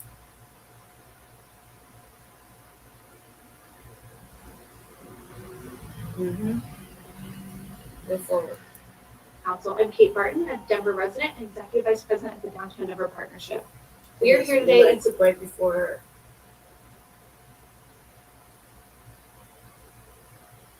Don't call me because I tell Yep. you you're not worthy of the job. This is where it gets really live. As usual. I was like, oh, finally it got We're on. classmates, and Well, yes, I think he's we're running looking for for office. something more and real solutions that can actually work. So I think this was a good one. It's a good step, and You don't like this showboat. and look forward to talking to you more. Thank you. Our next speaker in person is Paradise Wilson. Paradise Wilson. Paradise Wilson. In hindsight, I thought I went harder than this when I actually get it. Back on to I Zoom. think I did it worse. Speaker is Brandy Majors. Yeah. Thankfully, our city council members can help us. All right, so I got 3 minutes. In my personal opinion, this bill, my personal opinion on it, is a major no. Why? Yeah. First of all, What was it for, baby? People.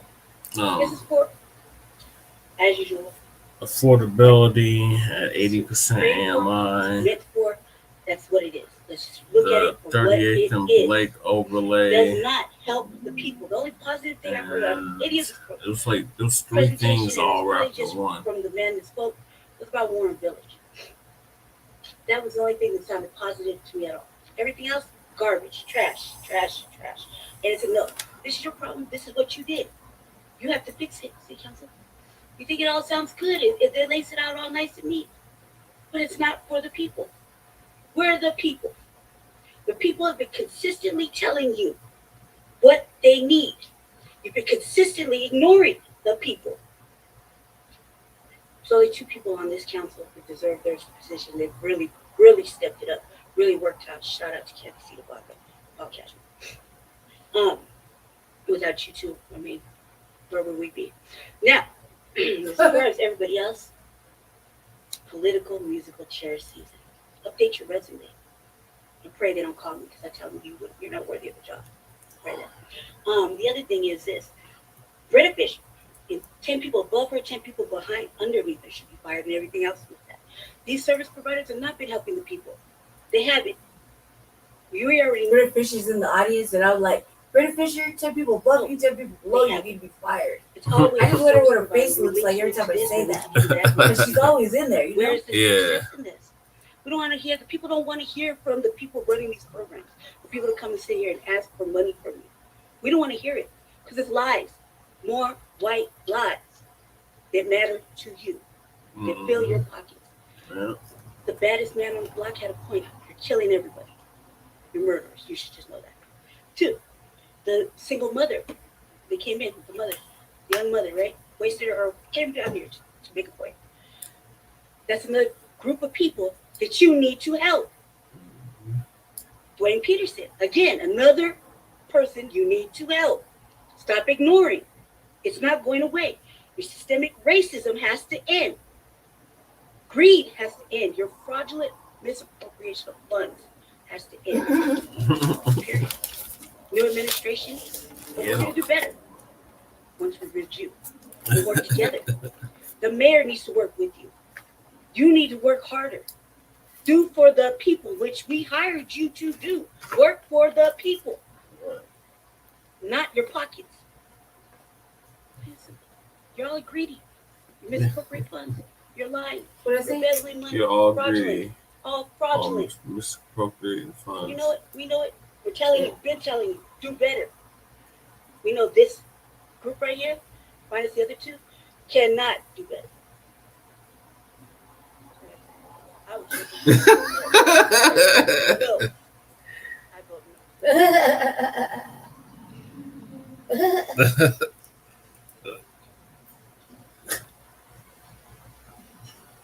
You should want none of this, dude. Look at that long pause, like, fuck. Yeah. See, really, everybody thinks we don't do doing nothing. Me and Jesse, man, shit, they let me have the mic. It's on my social media early.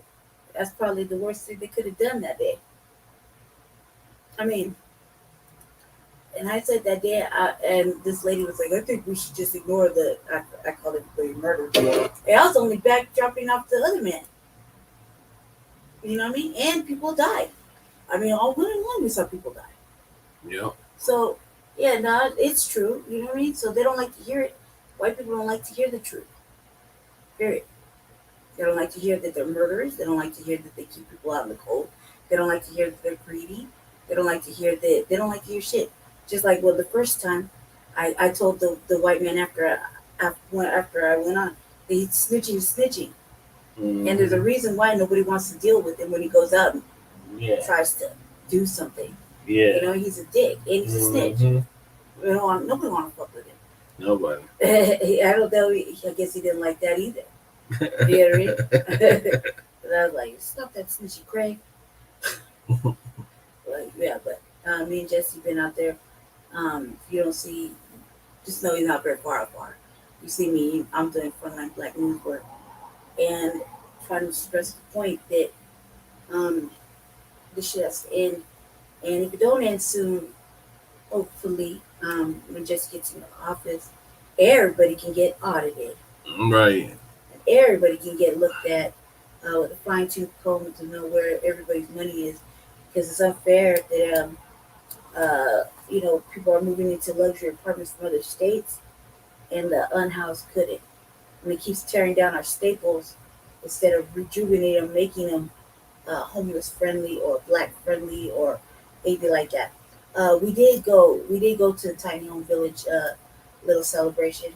Yeah. I never met Evan driving up front. Should I play the video of that? Yeah. We didn't catch that little section. I was kind of being a little obnoxious because it's just me. I did meet Evan. He's different when he's not at the sweeps. Kind of a little music. He was like, told Jesse, "Heard you running for mayor." Yeah. And then Jesse asked, "Who is the mayor going to appoint?" Endorsed. Endorsed. And he said, "Maybe no one." Maybe no one. Good, because his endorsement will probably be crap. Yeah. And so I shook his hand. I was like, "Hi, Brandy Majors." Yeah. Then I talked a little bit to the lady with the House Keys Action Network, and I told her, "Hey, can we be a part of the scenario with you guys this time?" She said, "Oh yeah," but she had this look on her face, family, like she don't want us there. Amongst other racist little things that were happening. Yes. I was highlighting the fact that me and Jesse were, we're just like a regular couple, so we have these little dysfunctional moments right before we walk into some place, right? But I was like, notice the common theme, and pointing that out because it's very racist there. Dwayne Peterson had a point. Yes, he did. There was 5, maybe. That's being generous. Was it 5 black people there? Maybe. Everybody's white. That included the brother that lived there. That included the brother that lived there. Yeah, he's a nice dude. One other one that we recognize. I just forgot where we know him from. The one in the tan plaid, the nicely dressed one. There was also another politician there running. He was dressed up in some tweed jacket. Oh, Travis. And I was like, "Oh, looking very officially right there, very political." I was kind of just doing a typical Brandy behavior. When I say typical Brandy behavior is us being obnoxious and making everybody notice Jesse. We even got some girl to take a picture. Wonder where that went. To the papers. We're eating it. I was giving Jesse a hard time right here. That's because I was telling him something on the way in. Good evening. And I don't know if he was listening or what. We're live from He had his headphones in. I was like, "Oh man, I kind of feel like I'm like not gonna help you. I'm not gonna tell you that." Because I had like 2 great ideas. This is what it looked like. We're celebrating the 5th anniversary of CBC. These are pretty nice. We didn't look inside them, but I don't think we needed to. Because I don't want to step foot in no racist little hut. Bad enough we went in the little building. Dwayne Peterson. Yeah, this was for Dwayne Peterson. If you've been following the last couple of shows, we talked to him. We have Blog Talk for the Revolutionary Agenda and Front Line Blacc News, and probably have him on next week if he's filling up to it. But we want to tell him that I don't know, Jesse, I wasn't satisfied with what answers that lady gave us. I felt like she gave us the old pacify answers. We did all we could. We offered him and Cole wasn't really trying to answer anything. He was just trying to be a passive. Hi, Yeah. Jesse, how you doing?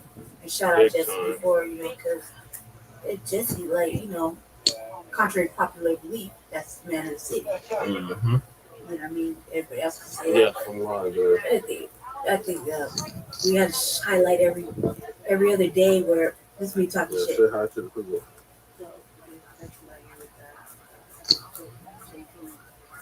I wasn't planning going nowhere, but then I decided to, and I just got to put myself together. I was like, look, there's a very white theme. This little gravel shit is not ADA accessible. ADA, yeah. Yeah, so I had to show them that that was a failure on their part.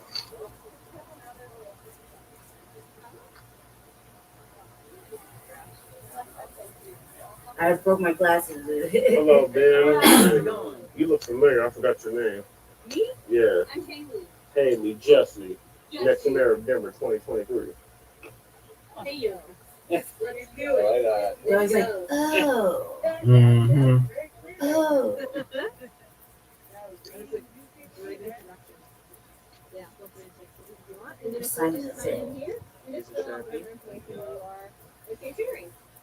I hate when they do it because they know, right? Mm-hmm. It's like you live in the city of Denver. It's election time. It's primary right now, but if you've been watching the news or reading the newspaper online, everybody knows already who's running, and they got their specials. The ones they like, don't like. I'm trying to just mind our own business right now. Thank you. I think we're doing a good job. We have another station on this side. I think I was talking shit. It just can't ever hear me. Thank you. Yeah, it is. Welcome. How's it going? Welcome. Yes. If you'll sign in there, put down your name and then whatever your. I'm signing this up. Thank you so much. I love it. Okay, thank you. We'll pass it on. They hate me, like, instead of fucking with them, they really don't like me.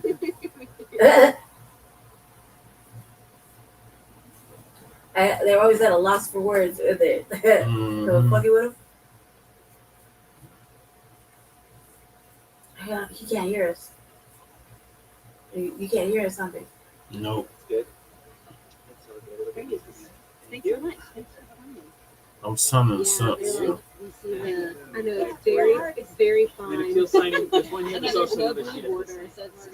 I mean, it's just you just mob me through.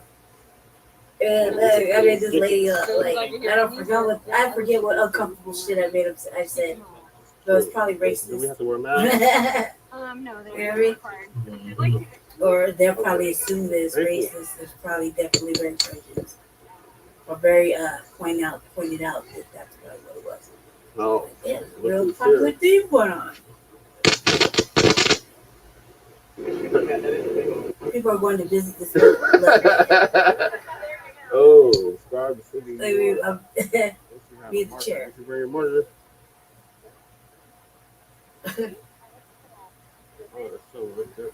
Yeah, family. So we described the city we want to live in. Oh yeah. We were describing the city we want to live in, and we put our thoughts up there. we could have stayed longer, but we didn't want to. As one thing, we just threw those hot little one-liners up there, 2 little lines up there, and trade up. We could have did it on the way out too. I stole a rock.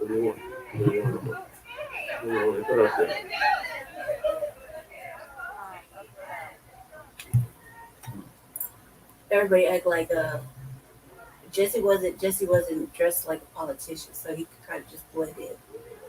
Then they were acting like they didn't know who he was. So I had to be making scenes and shit. Like, oh, this is a future mayor, blah blah blah blah blah. Go scroll a little forward, baby, so you can see what else we're. Is this where we're at the board? Yeah. Okay, a little forward. It's ADA accessible, yeah. Because you can't get up there. I could not get up there. Well, I had to turn around and I was getting stuck. Jesse had filmed it. I was like, why? Why? And I felt like we were just overran, man. There was just a lot of motherfuckers. Like, yeah. Right? You see this, right, family? That's a mixed sister right there. Mm-hmm. She didn't speak to us at all. Nope. I said I waved at her. She didn't acknowledge that. Ran into the food. That was totally not 88. Yeah. I felt like who were laughing. I felt like I did them a favor. Yeah. Now they know what's really wrong. Oh, this is a place to take a picture. Right here.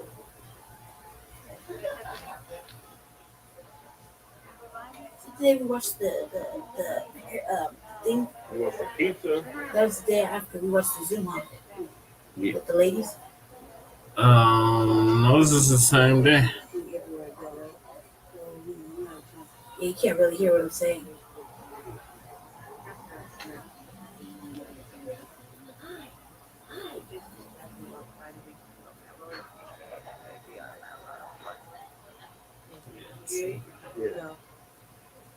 I was fucking with them. Made them give me a little lacy thing or a little head thing. I was all trying to turn around. It was kind of difficult. We got something to drink and something like that. And then it kind of started to rain a little bit. Drink. I just see food. Is there anything to drink? Yeah. This one really wanted to come and confront the situation. Me and Jesse did. Oh, she was right there. Mm-hmm. So that dude in the suit must have been her husband. I asked her for that. Can I have that? No, don't cut it. I'll wear it. I'm just gonna take this. I thought she just had that one family, and I thought I was gonna be special. I guess not. Okay, but I was like, anything I could take from these people, you know. And that's it. That's it. That was Just another video. Yeah. Jesse was over there trying to capture his encounters, which we did. Dwayne, we did try. Lady was giving us mad pacifying. And when we talked to him, and we're not going to negate that he had a hard time here. Yeah. We're not going to take that back. But we talked to him, and and then they gave us whatever rhetoric they wanted to give us, and we felt like we could have really. We need to find out more from you, before we just jump the gun and be like, "That's not true." We don't know, you know what I mean? Right. But I was giving her the look like, so what? And I kept asking her like, well, what can you do now? What are you willing to do now? What are you gonna do now? What can be done? And she just kept deflecting, and then she's like, oh, I gotta go now. I always gotta go, Yeah. And then that's when I met Evan Dreyer Mm-hmm. the first time. Yeah, he said something funny, but other than that, I was just like, I felt like, damn, I was not ready for that. Like, you want to cuss him out right then and there, but then at the same time, it's like, fuck, this is a different event. He's not doing the usual fuck shit that I don't like, Right. So this was after the rain, right? Mm-hmm.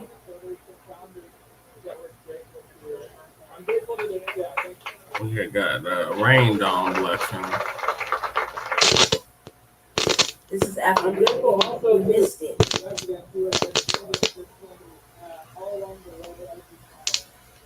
Doing the land acknowledgement. Mm-hmm. Go ahead, babe. Maybe we could talk to her. Oh, I made that little girl take our picture. I called her a weirdo. I was like, stop right here, weirdo.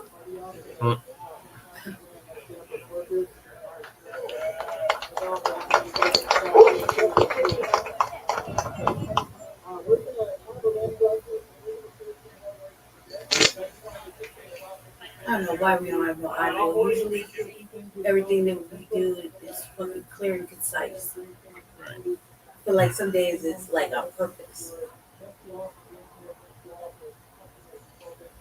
Cole Chandler was giving a speech.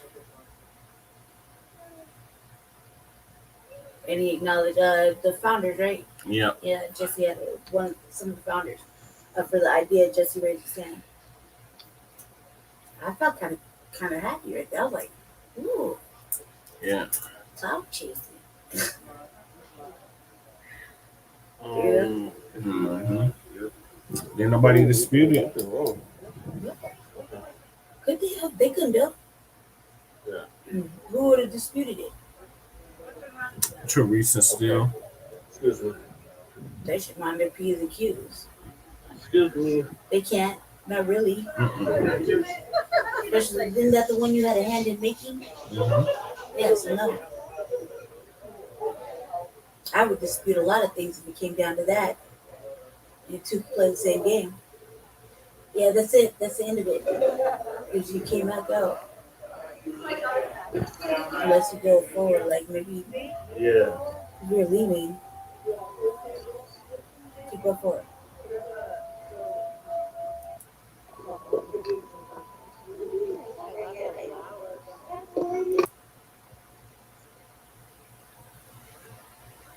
It's real hard to hear.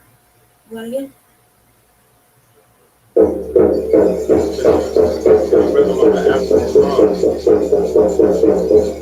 Or outside that lady for some cookies. Yeah.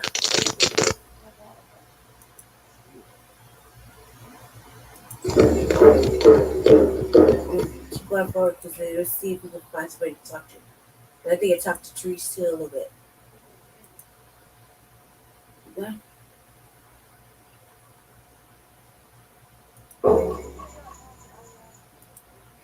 Go like 4 minutes out. Yeah, you got close. Okay, yeah. And then I turned around and go, you said we could go. I think that's when all the good shit happened. Mm-hmm. Go a little bit forward, or a little bit forward. You couldn't even see him. That felt weird as a motherfucker when I put my hands up in the air. I felt like all the energy was taken out of me. Yeah. A little bit forward, dude, because you're not talking to no one yet. All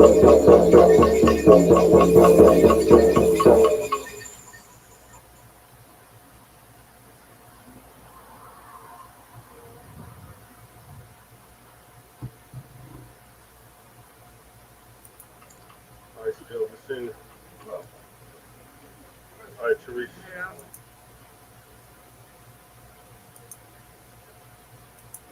You can go. All right, still listen. All right, Yeah, Teresa. it's like really big as a water, a lot of water. All right, Saber. Cool.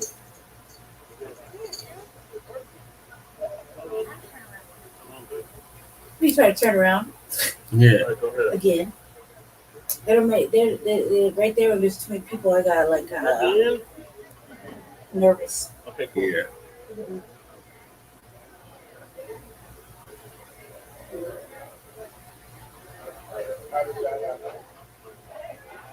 Evan Dryer. Hey. You're gonna be the next mayor. Yes, sir. Words right on my mouth. How's it going? It's going good. Yeah. Yeah. That's cool. Yeah. So, who do you think Hancock's gonna endorse?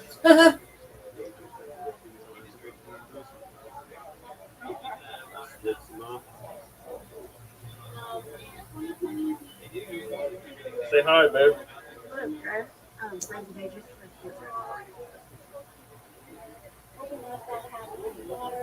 Okay, back up, babe. Back up and then turn around. She's trying to get out. Yeah, I just shook his hand. I was like, whoa. Yeah. I shook his hand hard too, like a man. Yeah, you did. Well, Black family, that was our adventure this week. More to come next week. Our event is probably still got a couple hours still. I'm not sure though. I will find out when we hang up. But just want to thank you guys for participating and really watching and hanging out with us.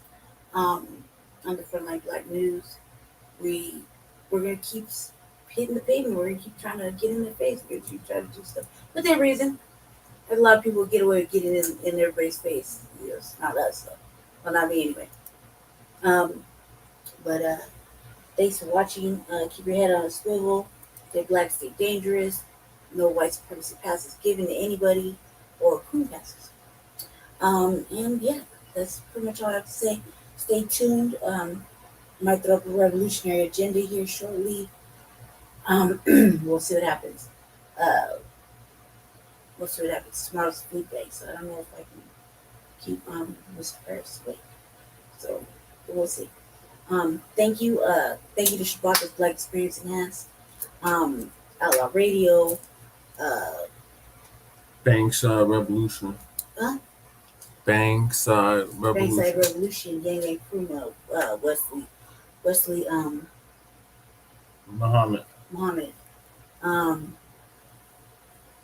Everybody Anchorman. The Anchorman, Romel Understanding. Everybody who's participated in today's event, Shabaka and Corey, of course. Thank you, everybody.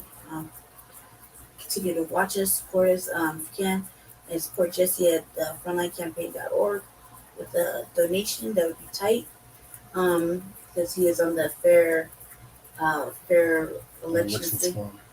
Yeah, and so we need some help. So thanks to everybody. It's been a great weekend, and look forward to next weekend sharing some stuff with you then. Thank you, and stay black, stay dangerous. Yes, thank you for tuning in to another episode of the Front Line Blacc News, Season 2, Episode 13. We'll be back next week with a brand new episode. Make sure in the meantime to check us out on Shabaka's Black Experience Enhanced every Thursday at 7 p.m. Mountain. Check us out on the Revolutionary Agenda, which might be after this show. And check out all the Frontline Campaign platforms, frontlinecampaign.org. You can also donate to the campaign on that site. So peace, love, light, and Black empowerment. We'll be back next week. Peace.